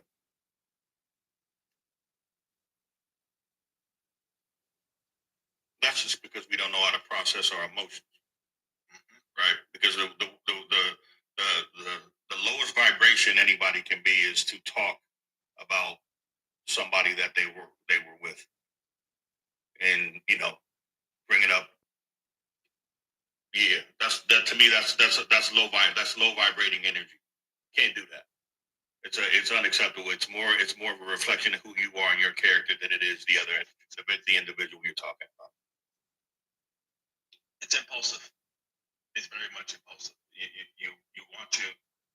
You're dealing with hurt yourself, so rather than process where the hurt is and what you need to do with that hurt, the best thing to do, because impulsive is to do in your mind, the best thing to do is to just lash back out and say something even more. And don't get me wrong, because I've been there. When you say things where you're like, you know what? F this, that, and you don't even care nothing about what you said. And here's the thing. Sad part about it, fellas, let's keep it above. There's some days we just went all the way in on the sister, and later on you realize, wow, I was a little bit over the top. And you say, I'm sorry, but you really weren't sorry. You meant everything you said. You were just sorry. You were just sorry that you cut her that deep. And a lot of also issues is that when you do that, a lot of times we just don't look in the mirror. Because if you truly look in the mirror, 3/4 of the things that you have either said or done, you wouldn't have done it. But you didn't want to look in the mirror and you lashed out. Now that doesn't mean that we're all human. We all have emotions and sometimes we act instantly. And those things will happen. But if you're gonna go to the length of it's him, it's her, it's him, it's her, it's him, and you never said, you know something, I could have done things differently. Or I just shouldn't have done that. How deep or how great is your level of maturity? If you're going to lash out about somebody and don't look at the whole picture. That's when I knew I started growing. No, I may have been mad, but nah, Jack. If I would have did this, she wouldn't have done that. So no matter whether she went on level 7 and I did a level 2, the bottom line is I shouldn't have done what I did. And if you can stop yourself in your own tracks from saying or do something because somebody hurt you, but why did they hurt you? If you could stop yourself in your tracks, that's when you know that you're on a level of maturity. But if you keep on going, I don't care how good you look, I don't care how well your body is manicured and how fully developed you are, you still got a lot of growing to do. I am. I just want to make back for that right quick. Everything you said was correct, and the way that that I had to learn that lesson was controlling my response. That's the only thing that you have control over. You don't have control over how somebody takes what you say. You don't have control over how somebody takes what you do. But you do have control over how you respond to their hurt. And so we got to pay more attention to the fact that your response can dictate the entirety of what's going on in that situation. Just based off of your response. Because if you don't respond, sometimes that's your strongest response. Because then that forces that person to sit back and look at themselves and say, maybe I made a mistake. Let me look at what I'm doing now. And so I land right there. What borough you from, bro? I'm from Harlem. All right, uptown, boogie down. Okay, we're not gonna do that in New York. We got a new person in the building. Right. What's going on, my brother? Welcome in. Thank you for joining. I've been here before. Yeah, what's up, Mike? What's happening, baby? Okay. I'm coming here cooking now out the gate. Nope. Get to cooking, Mike. Get to cooking. We don't need a fish fry just yet. We gonna see, cause Okay, so you want me to pay? You want me to I'm pay? playing. Nope. Nah, I'm playing, baby. I'm playing. we don't do baby steps over here. Either you gonna hit him in the head, or don't hit him in the elbow. You better pound on it, step on their neck. So I've been sitting back, you know what I'm saying, in the comments, just listening, right, to all of this wisdom that we as men, right, we possess wisdom. See, when God founded the earth, he created man first. Why? Because he wanted everybody to understand what it is to have a relationship between God and man. He said, man, God was like, listen, I need to make a man in my image that's going to show love, patience, kindness, knowledge, that is going to be absorbed through the relationship that I give to Adam. Now, with this wisdom, right, because see, he had to take the wisdom, but he had to learn it. So he had to walk with the Lord and get the understanding. This is how you're going to treat your woman when I create her. This is how you're going to be patient with the woman that I create. Foundation as a man. Now, once Adam got it, God was like, now he deserves his partner. Now, God gives the partner. Here comes Eve. Eve is like, whoo. But Eve has a job to take the foundation and to take the wisdom that the man that got the foundation from the creator and then to make that blossom. And once that woman takes all of that, it nourishes everything that the man has put as a foundation. It blossoms into the world. The kids are affected by it in such a beautiful way because all they're doing is getting the standards and the wisdom and the knowledge from the first foundation from the beginning. See, we as men, we are, right, logical. So when we look at things, we look at how we can fix it before we do anything else. We are already going to the Most High like, hey, listen, this is a situation, Father. I'm going to need you to give me what? Wisdom, not knowledge. Wisdom. Because knowledge is the substance of it hoped for. And wisdom is the evidence of it. See, anybody can sit here and say, I know, but can you put it into action? Can you actually replicate what it is that you want me to understand when you speak? Can you do it yourself? And we as men, we are held accountable for that every single day for what we gather as wisdom. And if we're not putting in action, then the definition of a man either goes up or goes down to society and to women. So we have to keep our own self-standard with the first foundation, which was from God. As long as we stand on that foundation as a man, everything else will follow.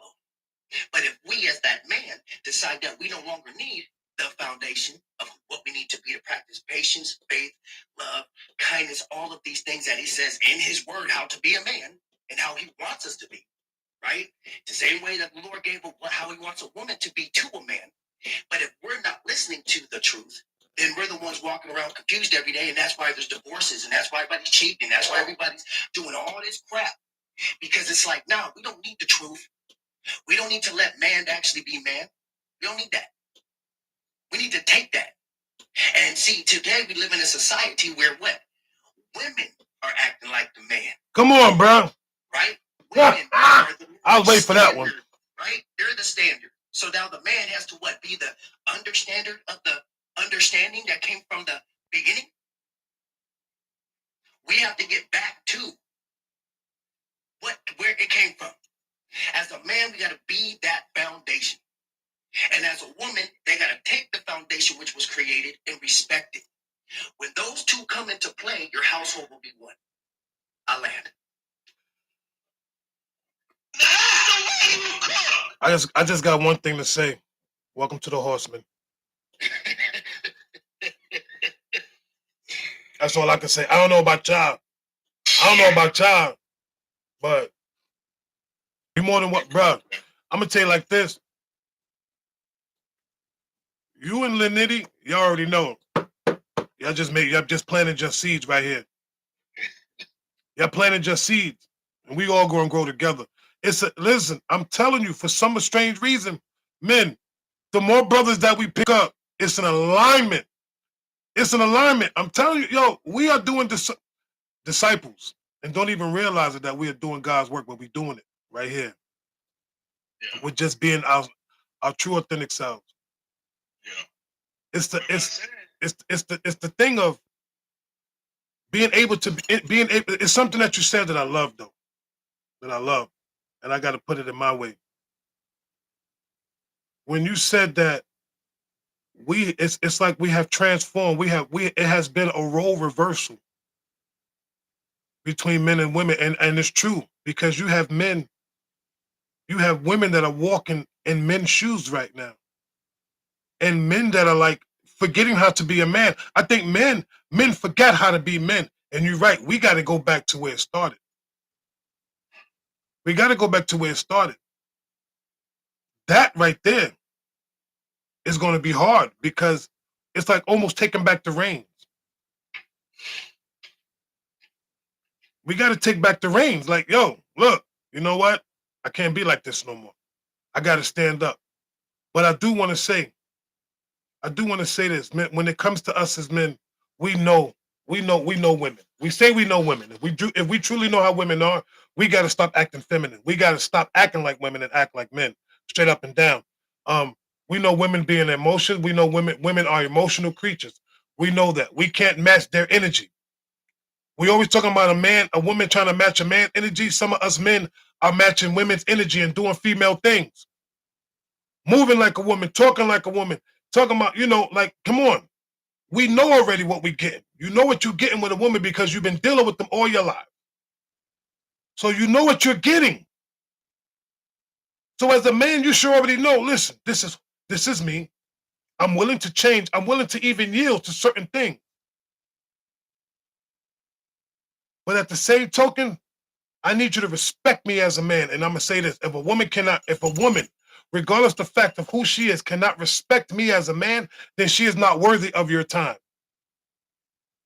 That is straight up. There is no coming back. I don't care what you do to me. You can say whatever you want to say about me. You can drag my name. But if you do not respect me as a man, I don't care about my integrity. I don't care about none of that nonsense. Like I said, you can walk around and say what you want to say and drag me through the mud and go tell it on the mountain. But if you do not respect me as a man,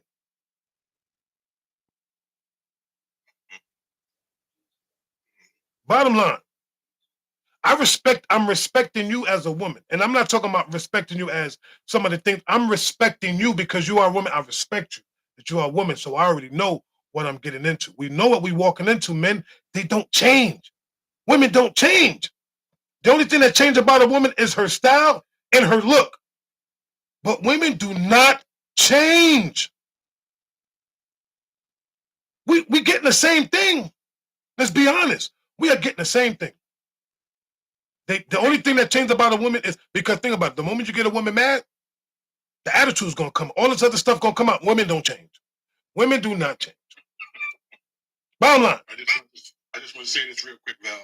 Your integrity is you. You must care for that. If you don't care what other people think about your integrity, as long as you care about your own integrity, it's not about your integrity. You gotta care for. It's other people's perception of how they view you with integrity. You don't care about. See, the thing was, you got women say, no, we do change. No, you don't, because you're doing it right now. So that tells me you don't change. Your demeanor, the way that you think, how you move, the same way men don't change. We don't change, we just adjust. You make adjustments to the person that you're with. You don't change.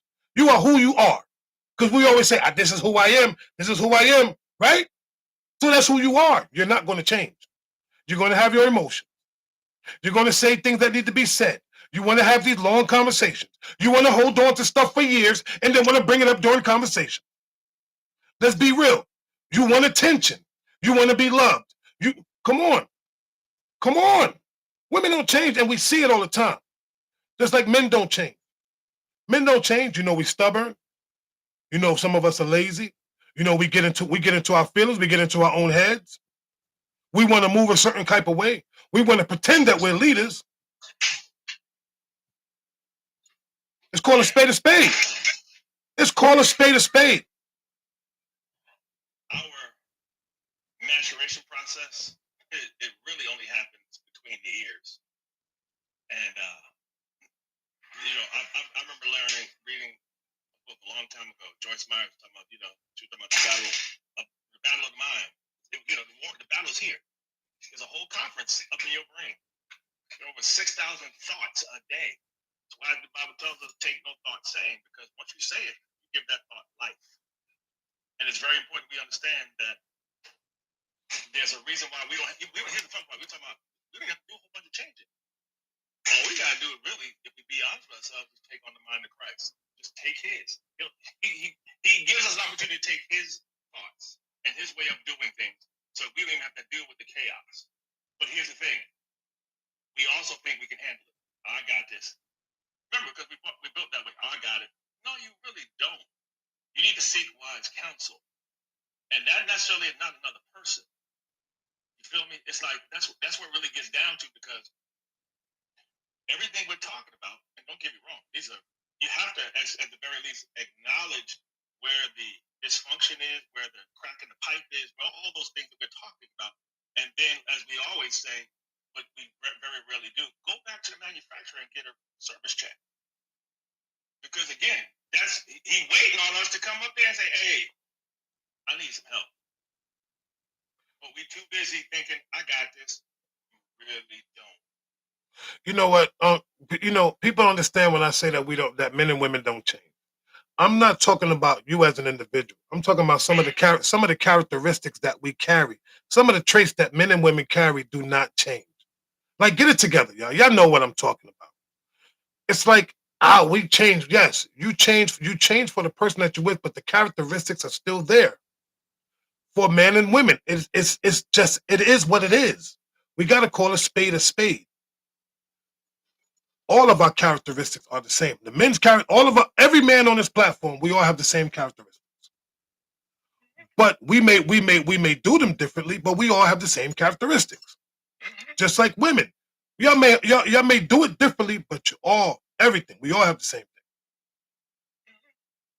And if you sit there, because the cool thing about that is that what you're saying real quickly is that here's the thing: when you're in a relationship or you're in a covenant, because I can't talk about it outside of that, because I can't give you no games, no justifications or guarantees outside of covenant. What I can tell you is this: is that when you're in that covenant, there are, as they say, there are flaws. Please know there are flaws in my relationship, but guess what? I love beyond that. I can live with those flaws. Those flaws don't bother me. We understand, okay, they doing that because that's what they do. And you ain't tripping, you ain't upset. The temperature doesn't go up. You love them beyond. And that's the thing. We have to understand that there is no perfect marriage. There is a knitting of the heart. You're like, you know what? That's my baby. That's what they do. I ain't even gonna trip. But like I said, you can also minimize the heated fellowships by simply understanding that there are things we need to do as men to not irritate our spouses and vice versa. We know when we irritate our spouses. It ain't like you be like, come on, bro. We know when we irritate our spouses. Then what's important is to do the things more often that don't irritate them. So when you do it that one time, they don't hold you hostage for the one. Because if they do, and don't get me wrong, every now and then they'll hold you hostage for the one time you did. Like, come on, babe, I want to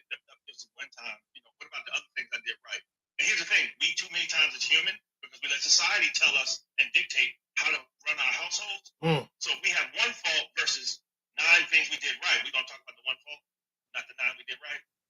Let's deal with both of them. Let's talk about the 9 I did right too, and the one fault. You ain't gonna never get that. You ain't gonna. That ain't what we do. But you ain't gonna never get that. You listen. We can do right, but they only admit it when they're wrong. Look, ooh, let me shut up. Nope, I'm gonna say it. We only get the right when they admit that they're wrong. Come on, Mike. Come on, Mike. I know you want to say something. Come on, bro. So I'm gonna use the metaphor of this, right? So think about we as a man, right? The way God created us, right? He said, you are the vehicle, right? Because he dropped all knowledge and wisdom first into a man. So he says, you're in the driver's seat, okay? But then he says, I need a passenger to make sure that your navigation is on the same. Well, if you got to think about it, can a car start without a key? No. Can a car start without tires? No. Can a car start without a brain? What does a car have? A brain, right? And the only way that brain could even be started is you got to put that key in. Well, that's what man is.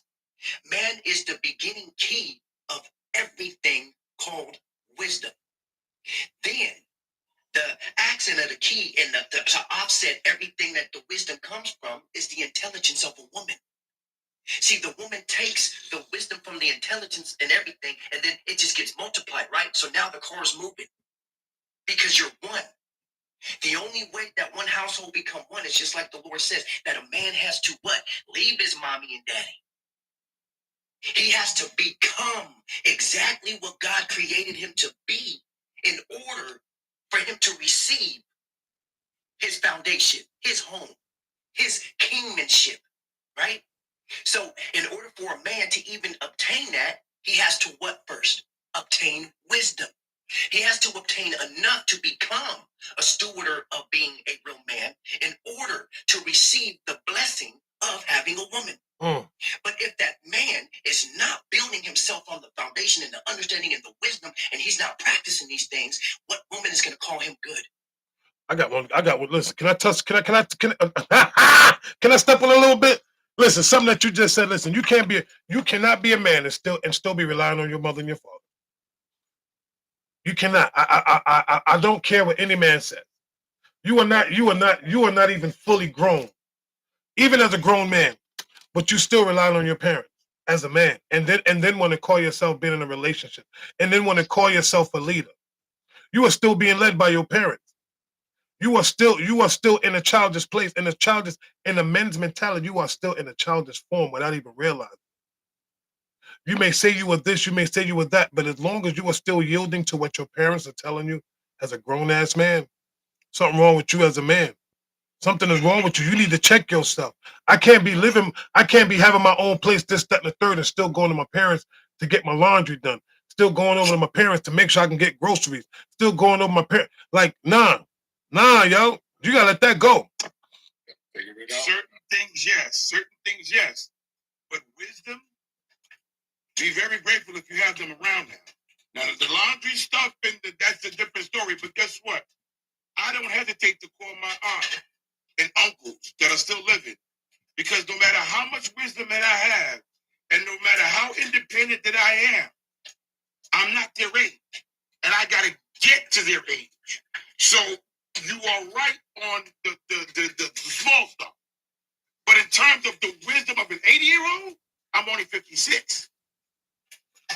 And I'm going to use what they've learned and how they articulate it to help guide me so that I can possibly get to their age for my children. Now, so that's, you got to take the wisdom where it is. I take the wisdom, but my thing is this, Ford. Straight up and down. I am who I am. I'm not going to allow my parents or my father, my mother, father to create me, to build it. I can't do that because then I'm going to be like them. And I'm not going to be myself. I have to be me. I have to learn me. I have to grow. I have to learn how to make mistakes. I have to learn from my mistakes. Because if I continue to allow my parents to correct my mistakes, then who am I as a man? I am lost. I'm still in it. We have to learn how to let go. You know what? As a man, what it says, you got to release. You got to leave your parents. You got to flee. and become the man that you are, and become the man that you are, whoever that man is. But I can't sit there and still be living under the thumb of my father and under the thumb of my mother, because then guess what they're doing? They are still controlling and still molding me. Why you think you have some young men, 27, 30 years old, still living in their mama's house? Still living in their mama's house. Living with their mothers and fathers. And you know what they say, don't kick them out, but what the fathers does. The man don't want another man living under his roof. Why you think some of these women, oh yeah, I'm about to go there. Why you think some of these women still hold on to their sons? Because they miss that man. They say that, listen, the funny part is you got some of these single mothers that say, I don't want no man, but still got a grown man living in their house. Make it make sense. So you still need that man, that male physical presence in your house. But you don't want no man. That's one thing I truly totally agree on, baby. I'm a Leo. And I tell you, when I come home every day, I go on YouTube and I watch how the lions live. And I'm not going to lie, it gives me an adrenaline rush. And my zodiac sign, whether we believe in zodiacs or not, is not the point. When that man says it's time to go, there's no consultation. His mother looking like she gives him a couple little licks. That man says you got to go. You got to go, baby. Yo, every single day when I come home from work, I swear to you, I watch that. And it's a constant reminder and how in tune that, that the animals are to us. It's just, it's a little different, obviously. But when that man says goodbye, I can't have, and I was like, if my son said, Dad, I messed up, I'm not going to have him homeless. But what I will say is like, all right, son, you got 6 months. You're not going to give me no money. I'm going to charge you so high rent, but I'm not going to keep it. I'm going to take it from you because when I send you back out there, you're going to go buy or you cannot live here. Why? Because my job as a man is to prepare you for the world. And at some point, I got to let you go.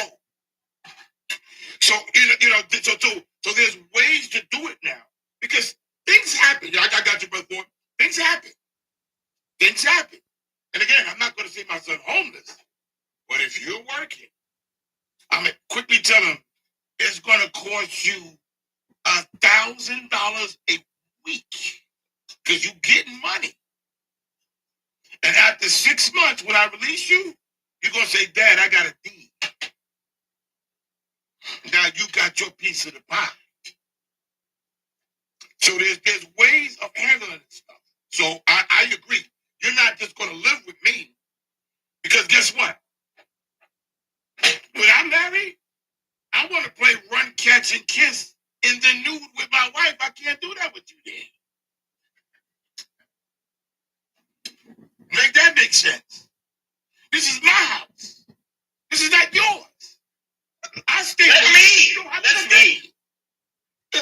I stay in New York. The world is big for you out there.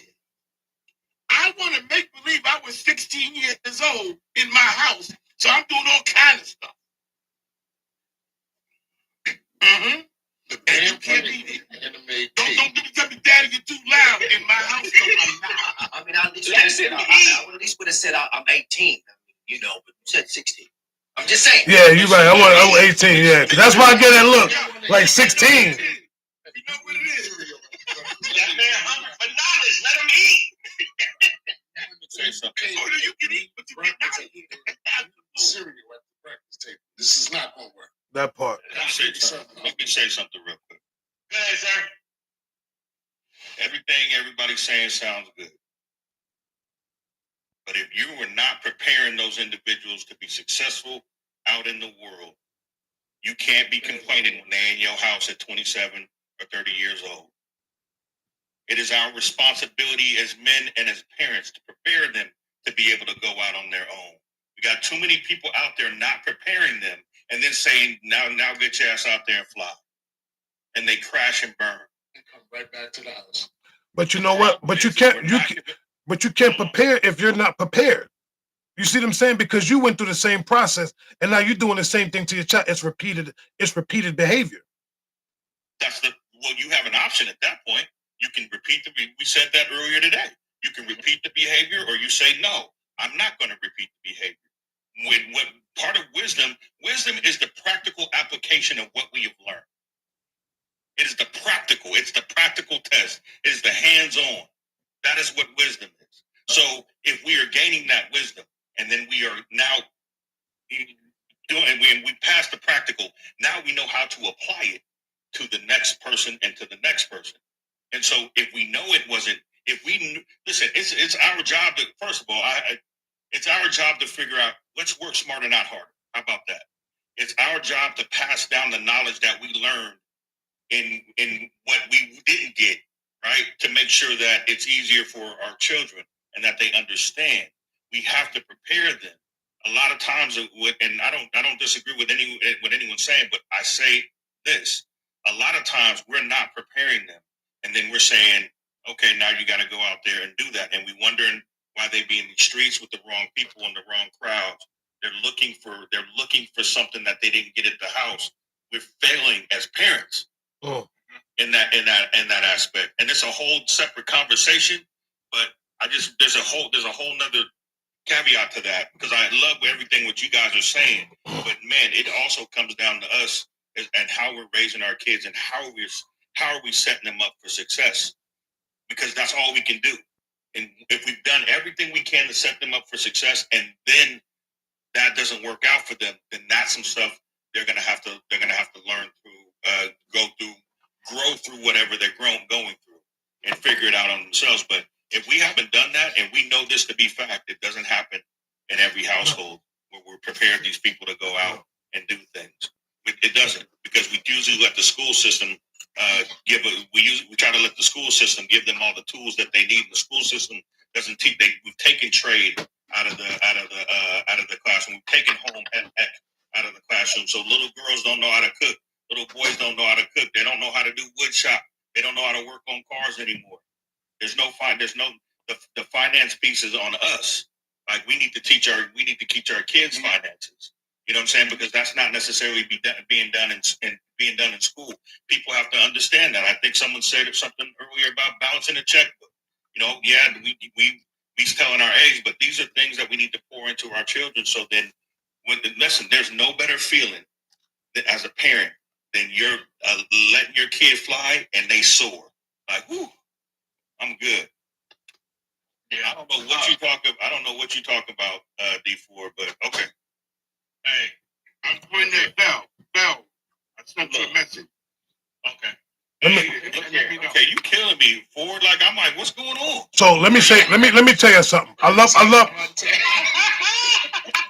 love that we talking about our children, right? Our boys, right? Let's just go with our sons. But the one thing we're not telling our sons is don't choose a woman like your mother. Don't make them the dating mistakes that I've made. We have to start teaching our boys how to date correctly, how to vet women correctly. See, we're not teaching that.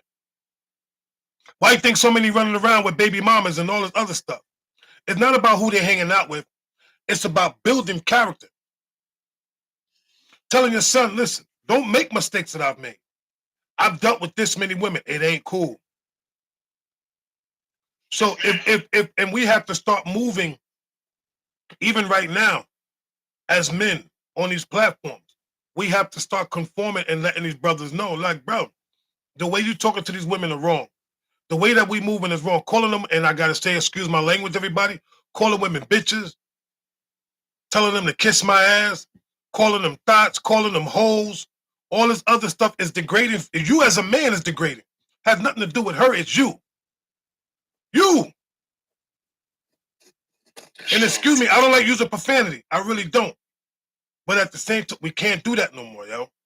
And that shows your level of intellect. That shows where you are intellectually. If you can't literally walk away from a situation where you don't have to profane, even if you're speaking to her, you upset, you talking to her with a certain level of respect. You know what I'm saying? Like, I'm not gonna call you out your name. I'm not gonna disrespect you, but I am gonna tell you how I feel. Mhm. You know what I'm saying? That's a level of maturity. You know, you got to get to that point. I was at that. I was young. I was dumb. I got angry. I couldn't control myself. I called women out their name. When you get to a certain age, that's not acceptable. And it's not acceptable for women either. I'm not exempting your women. At the end of the day, ladies, if you say that you're walking in your feminine, then stay in your feminine. There's no need to come at a man and be trying to tell him off because that's how you feel. You want to, your feelings is valid. We validate your feelings, but you got to validate ours as well. And at the same token, you can't just come off and say what you want to say and thinking that everything that you said because you're trying to hurt because you're hurt. No, when pain, everything hurts. And the only time I'm gonna tell you something, believe it or not, I'm smiling because it's the truth. You only hurt when you love the person. Let me say that a little slower. You only truly hurt. And when a woman loves you, when she's in love with you and she loves you, she's trying to hurt you because you. I'm gonna stop. They're not ready. They're not ready. They're not ready, but they don't want to hear that. They don't want to hear that. Get them though. Let me top that off, right? And the reason why I can say that is because for me, and you know, my life being a stepdad, right? And the definition, I hate saying step, right? You know, because you take the whole objective of being a father away because they say a step, so you don't get the actual respect and honor that you deserve when you're actually doing what it is to be a father. There's no such thing as being a step at anything. If you are something, that's just what you are. Now, when you enter a relationship with someone who has kids already, right? And you're like, okay, as a man, you already know that the foundation that you have to bring to that house is way farther and way more than what it is if you decided to meet a woman and then you have kids of your own. And the reason why I say that is because you not only have to take on the role, right? The title, the role, the emotions, all of the things that come with being a step, but not get the accolades of being what you are really being. So when a step parent or stepfather, stepmother, or any of those cases have to come in and continue to be a foundation to raise a son, right? Because see, I have sons. So if I'm not showing the sons how to treat their mother correctly, how to show her actual affection, time, patience. And yeah, I don't hurt these kids. They don't ever hear me yell at their mother. They've never put their hands on their mama. Ain't never intelligently made my woman feel less than of herself in front of them. And the reason why is because if I'm going to sit here and say that I'm stepping in, then that means I have to make sure that my actions depict my words.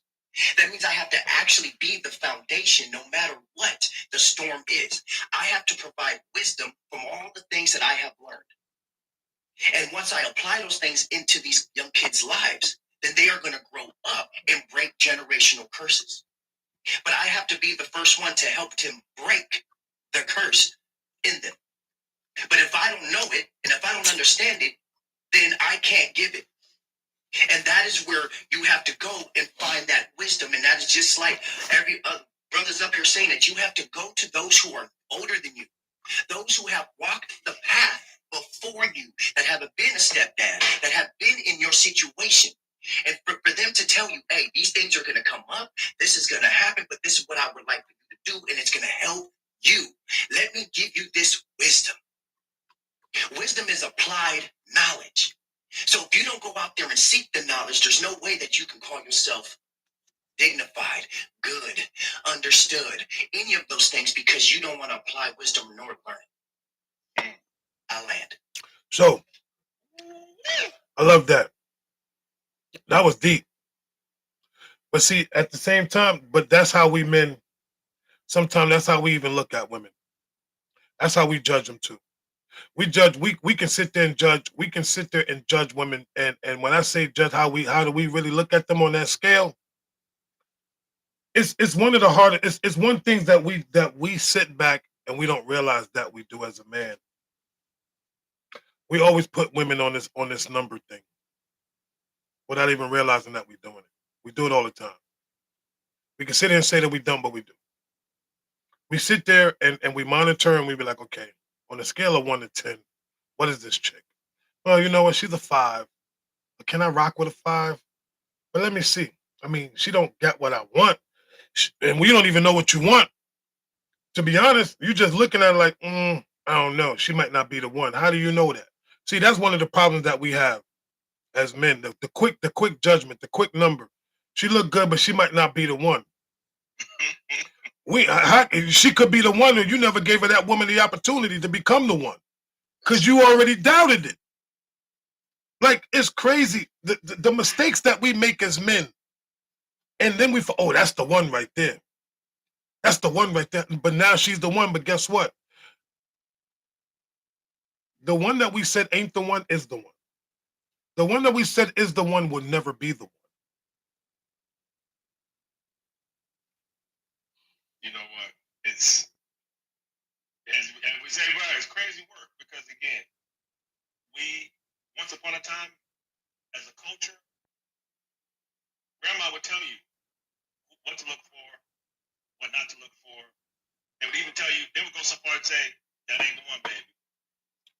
They would tell you, look, that ain't the one, baby. Now you have a choice and make a decision on whether you're gonna follow through or not. But again, it goes back to us taking the responsibility, us as men, to train up. See, that's the problem. That's the real concern. We have to start training up. We forgot that we need to continue to train up. Because again, remember, we became the Jeffersons. We felt like, hey, if I get my child a better life, they're gonna be all right.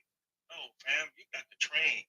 You could be a great athlete, but if you don't train, you're just gonna be an athlete. And here's the thing: once we have to learn how to train up, you have to understand that if you don't train them, they're going to be trained by something and someone. And more importantly, like I said, we have to understand that these are the things we used to do. We just lost track of how to do it because again, we let society and these lovely smartphones dictate to us how we raise our kids. I'm not even talking about kids. Listen, at this point, I'm getting beyond kids. I'm talking about us. I'm holding men accountable. I'm holding us accountable for our nonsense. You ain't even listening to what I said, bro. You just talk over. Don't come for me unless I send for you. What I'm saying is this, bro, is that it's the art of us reaching out to each other. Remember, that once upon a time in our communities, bro, we always acknowledge each other. Hey, bro, you good? And we always gave each other, as they say, put us on game. We did that, and we stopped. And now we look at each other up and down like, hey, what's the problem, bro? No. Let's stop that. We really need to have, just like we're doing right here, this has to multiply. When we sit back and go, there's a whole, not a gang, there's a whole collaboration, a whole collective of us that will do this for each other and put each other on game. Hey, man, you need to try this. I'm doing this. Because here's the thing, we all learn something from each other every time we do this. You ain't lying. That's what we really come down to. And the only way we can hold each other accountable and be like, yo, bro, you got to do your part. Well, I got to be willing to step up to the mic, too. You feel me? I got to be able to say, this is what I learned from my experiences, good and bad. And we all can't, and here's the thing, you're not going to tell you a story to help another person because you're ashamed of it right now. We got to get over the shame. Because everything we go through in life as men is meant for these moments right here. That's real talk. See, I say it, I'm going to keep saying it until I'm blue. We are living epistles. We as men, we are messengers sent out to talk to the next person.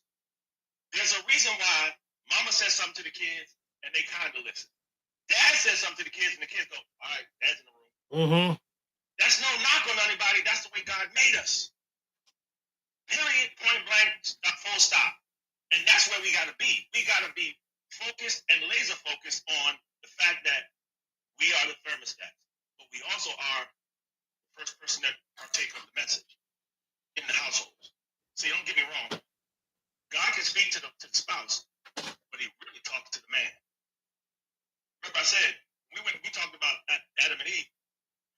sin when Eve did what she did. There was a sin when Adam did what he did because he knew better. He was told what not to do and what to do. And here's the thing: to this day, isn't it strange that we can have everything in life and still be wanting to covet one more thing? One more. Just can I get one more? You can have everything. Can I just get one more? Imagine having everything and you're still worried about the one you don't have. You know what I'm saying? The one sister you don't have. The one side piece you don't have. But you got a great wife, a great family, but the one I don't have. Don't do it. Don't do it, Really? Don't do it, Since we talking about being grown, we have to understand where it comes from. It came from that. And once you understand where the origin of a thing is, now you can really deal with it. You're like, oh, okay, so we've been wilding out since the beginning. And we're still wilding out at a different level, though. We can now acknowledge, oh, you know what? You've been trying to tell me all this time, I need to check myself. And also, not only check myself, check in myself. And be like, okay, this is what we really need to do. See, here's the thing. Once we understand that there's an issue and we have a revelation of what the issue is, game over in that spot. You can't tell me anything else different. I believe what I believe. And that's where the rubber meets the road. We become impactful. Because what we want to do is we don't just want to be having words. We want to make an impact. If you ain't making an impact, that's why you mess around and slip into eternity. If you ain't impacting nothing, if you're not useful, you slide right into eternity. Be like, yo, what happened to that person? Hey, if there's no need for you, there's no need for you. So what I'm saying is, all we're saying is that, yeah, we're going to be accountable. If nowhere else on this panel, we're going to be accountable because we're going to be voices. We know we up against too, but guess what?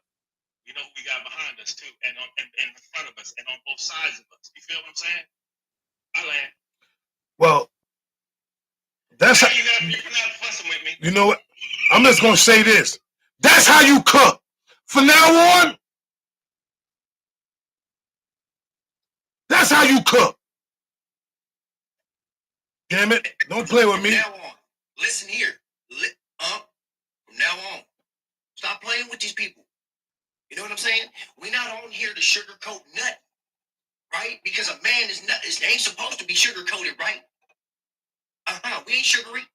Okay? So if we gonna come with something, when we speak, we don't speak idly. One thing about men, when we actually open up our mouth, it ain't to speak idly. We want to speak that one time and for you to get it. See, most men, we don't like repeating ourselves. So if we have to repeat ourselves, we get into a frustrating state of mind where we no longer think logical. And we start thinking with an emotion that we don't want to deal with. We don't like dealing with the emotion of being angry, upset, pissed off, all of these things that the people around us. The only thing that we want to provide is wisdom, foundation, and understanding.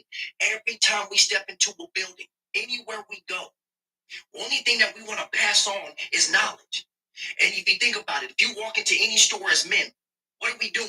We are logically looking at everything. Every person that walks by us, we're literally logically breaking them down. So if they do speak to us, we already have an answer. That's how our brain operates, because we are the foundation of wisdom. Wisdom came to a man first. All wisdom and knowledge was put into a man first, and there was a purpose for that. See, once God said, I am going to provide the purpose, I'm going to provide wisdom, I'm going to provide knowledge, but I have to start somewhere. So he created Adam.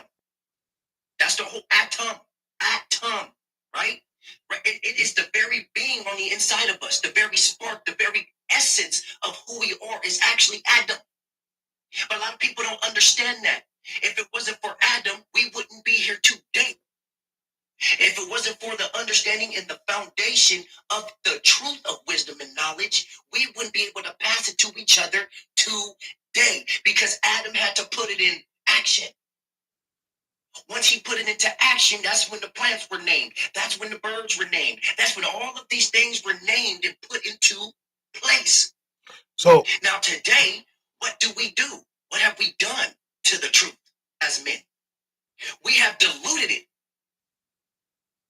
We have diluted the foundation, the very wisdom, the very essence of who we are.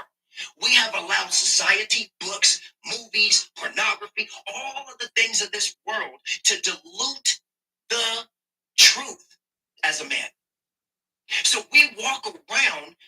confused, misled, misunderstood. A lot of men always like, man, I'm misunderstood, man. Nobody want to understand me. Nobody want to hear me. Nobody want to understand where I'm coming from.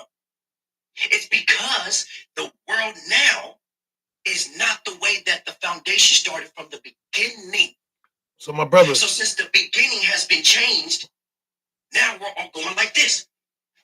Women want to be man, man want to be woman. They want to dress differently. They want to act differently. The men want to be more feminine, right? Men want to act as if they don't have the wisdom nor the intelligence nor the knowledge that was put in them from the beginning. amen. But listen, my brothers, no disrespect. First of all, I just gotta say what I gotta say. I appreciate each and every one of y'all. Thank y'all. I love y'all. But at this point right now, it's time for me to wrap up. I gotta go to work. I gotta tend to my family over here on this side. I know we've been on here for quite some time, almost 2 hours. And I always try to do 2 hours the max. I try not to go over that. Um, y'all did your thing this morning. Hands down. Fellas, y'all rocked. Y'all kicked Batowski. Real talk. And I truly appreciate each and every one of y'all for us just for being vulnerable. And this is what we do as men. We're going to continue to step on their necks. Like I said, 26 is a whole different year. I'm back to work. I'm here to put the real work in, to tell the real truth and the hardest truth that we can actually tell. Because this is what women truly need to hear. Real authentic men being our true authentic self, saying what really needs to be said, so they can truly get an understanding of who we are. Because a lot of times women say, I know a man, but now you're getting a men's perspective on certain things. So you can actually be like, you know what, babe? I didn't know that you think like that. I didn't know men actually think like that. I didn't know men actually move like that. Well, I'm learning something. We don't know everything. We only giving you based on our experience and what things that we may have seen or what we may have gone through or what we're going through right now. We appreciate each eye. And of course, I hope my brothers as well, we appreciate each and every person that came to this live today for all the tapping, look, we got 287. Come on, I ain't never get that high in likes. And I only asked for a little bit, and I appreciate it. We want to thank y'all for blessing the panel, not gifting, because y'all didn't gift us. Thank y'all for blessing the panel with your presence. Not your presence, but your presence. That's the most important thing. And we truly appreciate y'all. Thank y'all for listening. Thank y'all for joining. To my brothers. Now, y'all know this is Saturday, so this is technically my day. So what I normally do is I normally don't wrap y'all up, pack y'all up. But I'm going to have y'all give me a real short closing, and I'm going to pack y'all up, and then I'm going to do my thing, and we're going to slide. Only because it's Saturday. But let me give a disclaimer. Monday morning, my brother Ford Focus, 7 Pacific, 10 o'clock Eastern Standard Time. Then we have Brothers in the Kitchen, Brethren, Cooking with Brethren. Myself, Mr. Ford, D. Ford, twin on the bottom. And for any man that wants to come up and cook, we ain't talking about making oatmeal. We talking about having breakfast. We do breakfast with Brethren in the morning. All right. So if you cook, you can pull up.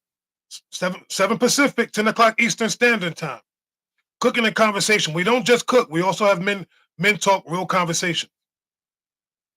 Coming back on Wednesday morning, of course, you have the Horsemen, Mr. Ford, myself, Unk, 757, blessing, because I know my little brother's not here. Lenity, D. Ford, and of course, our new brother Mike. We are here 9 o'clock Eastern Standard Time, Wednesdays and Fridays, and also Saturday. Saturday is normally questions with Velvet, but I just do me. And I can't walk alone. I gotta walk with my brother just in case. You know what I'm saying? I need somebody to hold me up. Yeah. And to hold me accountable. Yeah.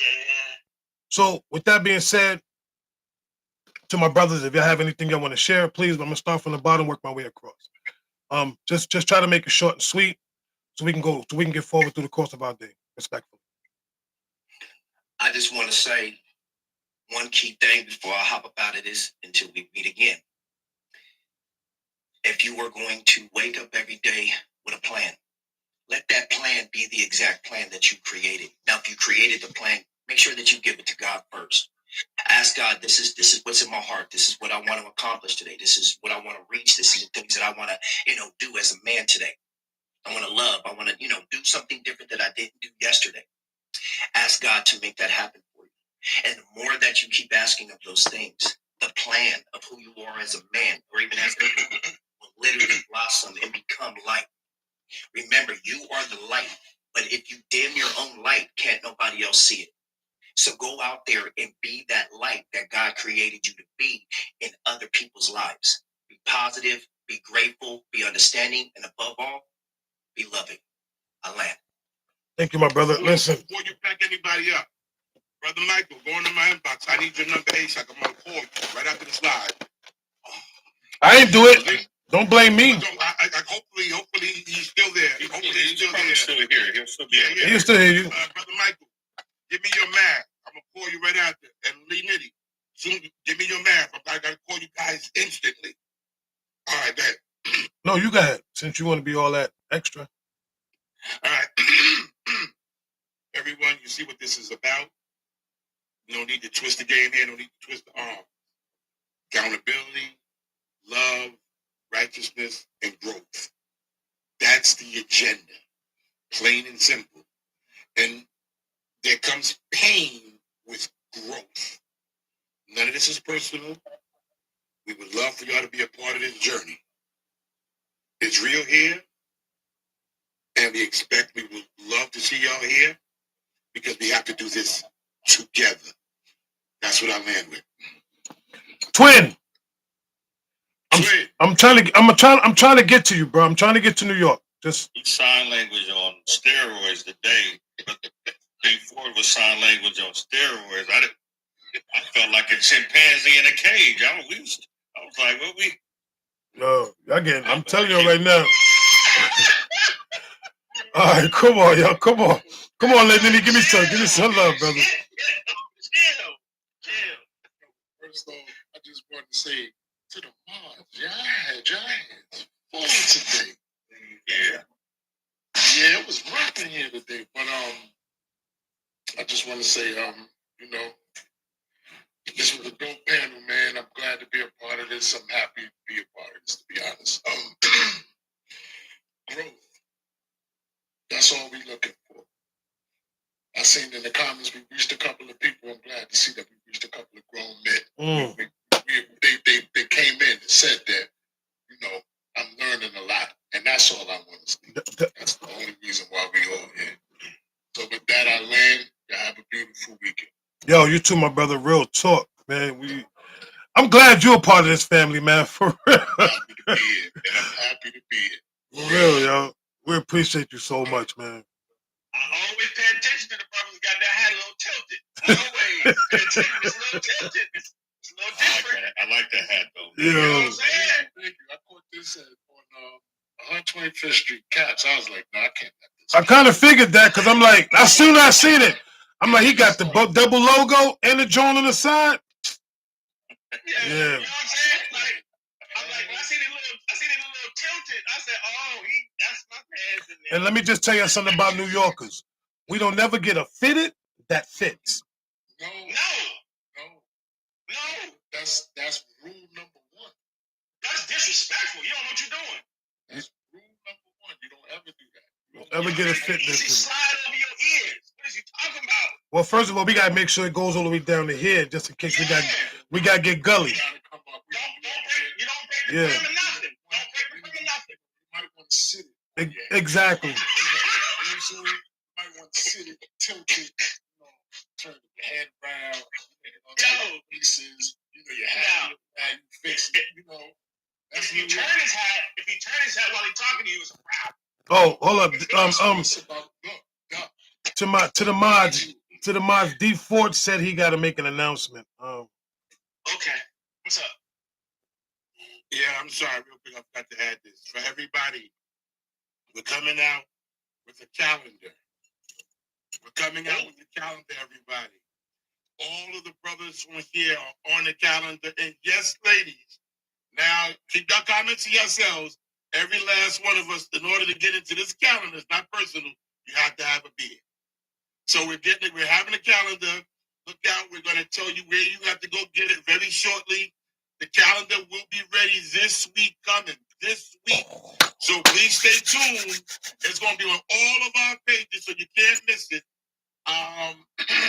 Just let you know, all your brothers over here, and we're all suited. All right, it ain't gonna be no round the block. It look like boardroom type gentlemen over here, and all of us is straight handsome in this thing. I'm telling you. I'm gonna tell you what month is the y'all better check out April. April is the bomb.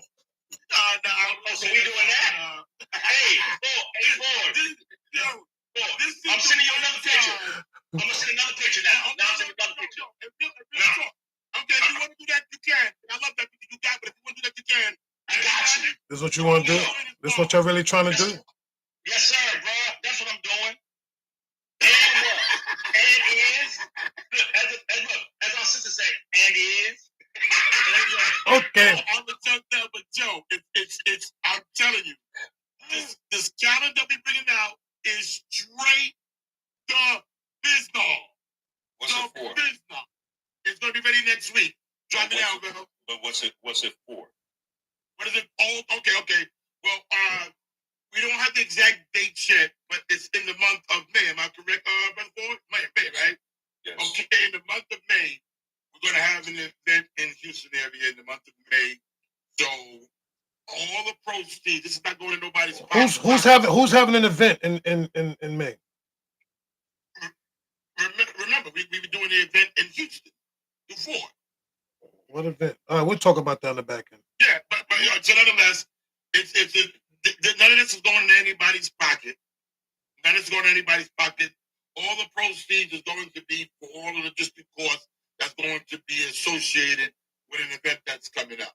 So just so you know, that's what it is. So just stay tuned. The thing will be out this week.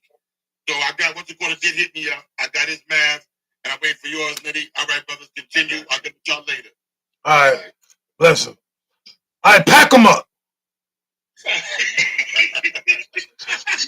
Come on, give me some love, brother. All right. And look here. Once again, an awesome live. I look forward to this. Matter of fact, y'all got my wife looking talking about what I'm supposed to have my morning time.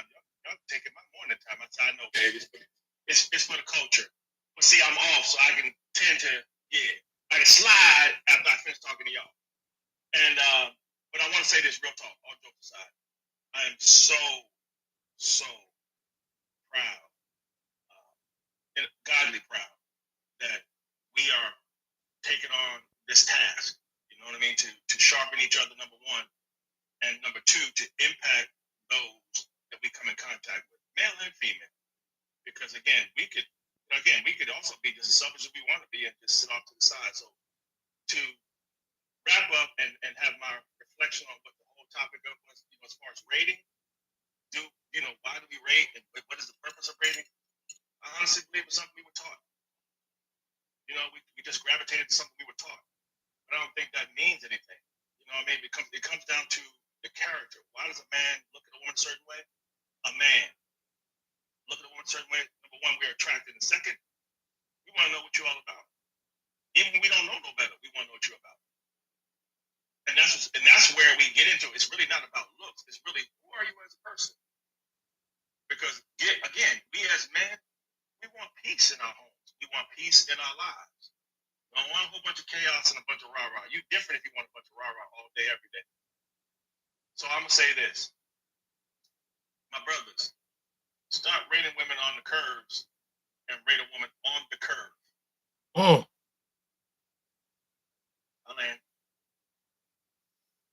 First of all, you can't land like that. You're making it harder. You know what?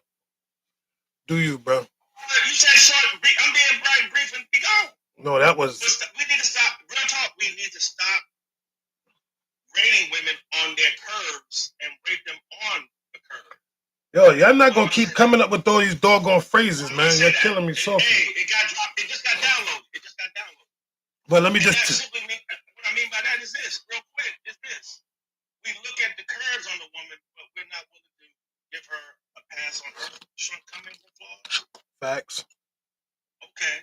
We want to come at her because she might have 3 kids and 2 baby daddies. But we're going to stop that too. We're going to stop, sisters, we're going to stop what we're talking about baby daddy. nobody else does that but us. We think it's cute. I know other cultures, you know what they say? That's my child's father or my children's father. Stop degrading. We're going to stop all the degrading stuff, but I'm going to say that. Brothers, stop grading sisters on their curves and rate them on the curve. Let that man sink in.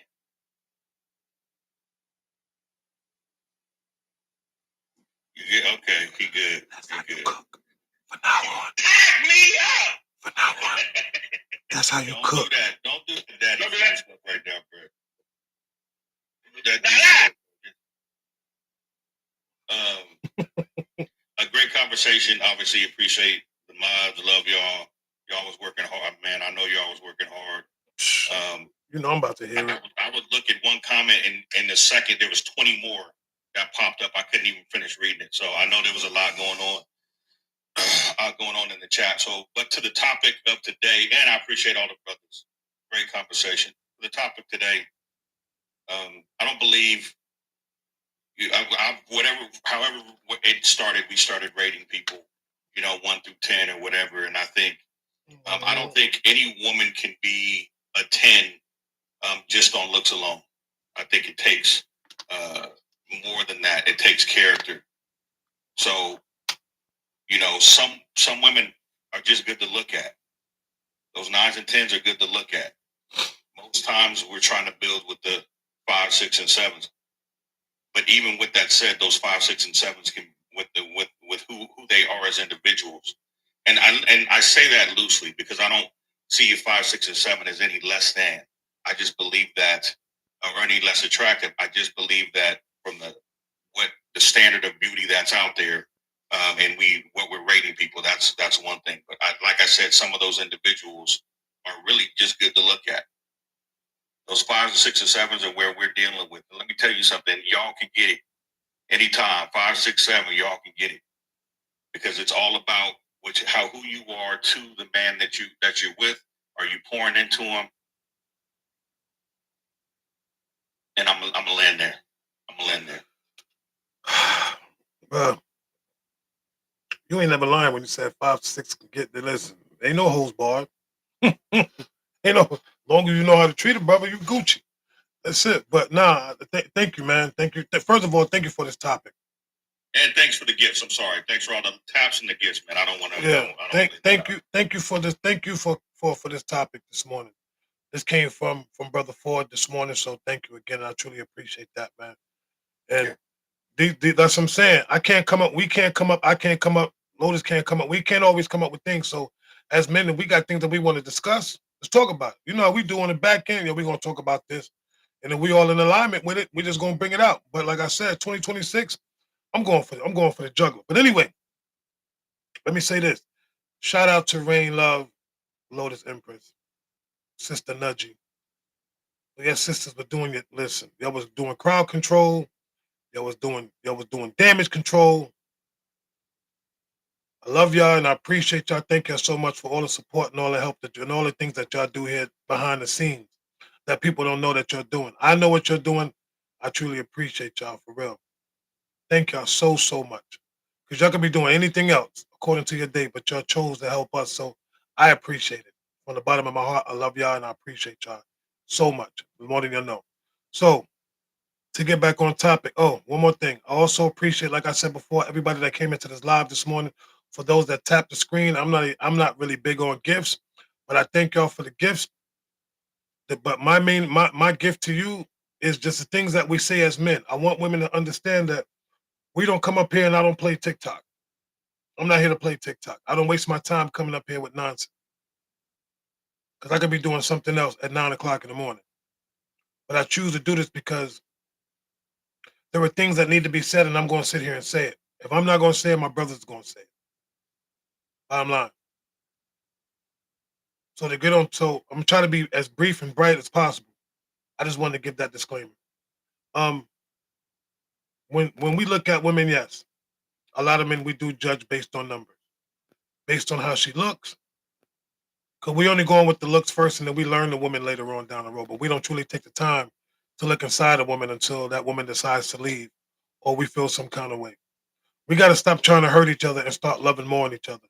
Sometimes the hardest conversation that you have is when you love somebody, but that person has hurt you and you have hurt that person, and it's not even hurt. It's just the fact that you guys don't even understand each other. That's what it boils down to. I want him to understand me, but I also got to, as a woman, you got to you like, you know what? I need to understand him, and as a man, I need to understand her, because that's what relationships is all about: understanding each other. And if y'all can sit there and exist and learn to understand each other, then guess what? That's all that matters. Men, get out of your feelings. Walk as a man. Walk as a man that you say that you are. Women, yield to your feminine and be the woman that you say that you are. It ain't hard. It ain't rocket science. Anyway, see you next week. I'll be back Wednesday morning. Same time, same bat channel. Oh, yeah. You're right. And the most important thing, have open communication. Stop communicating by yourself, thinking that this. Stop communicating by yourself. Open communication.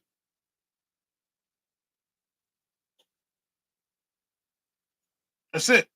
If you can be open about everything else, open up that communication chapter with the person that you're with.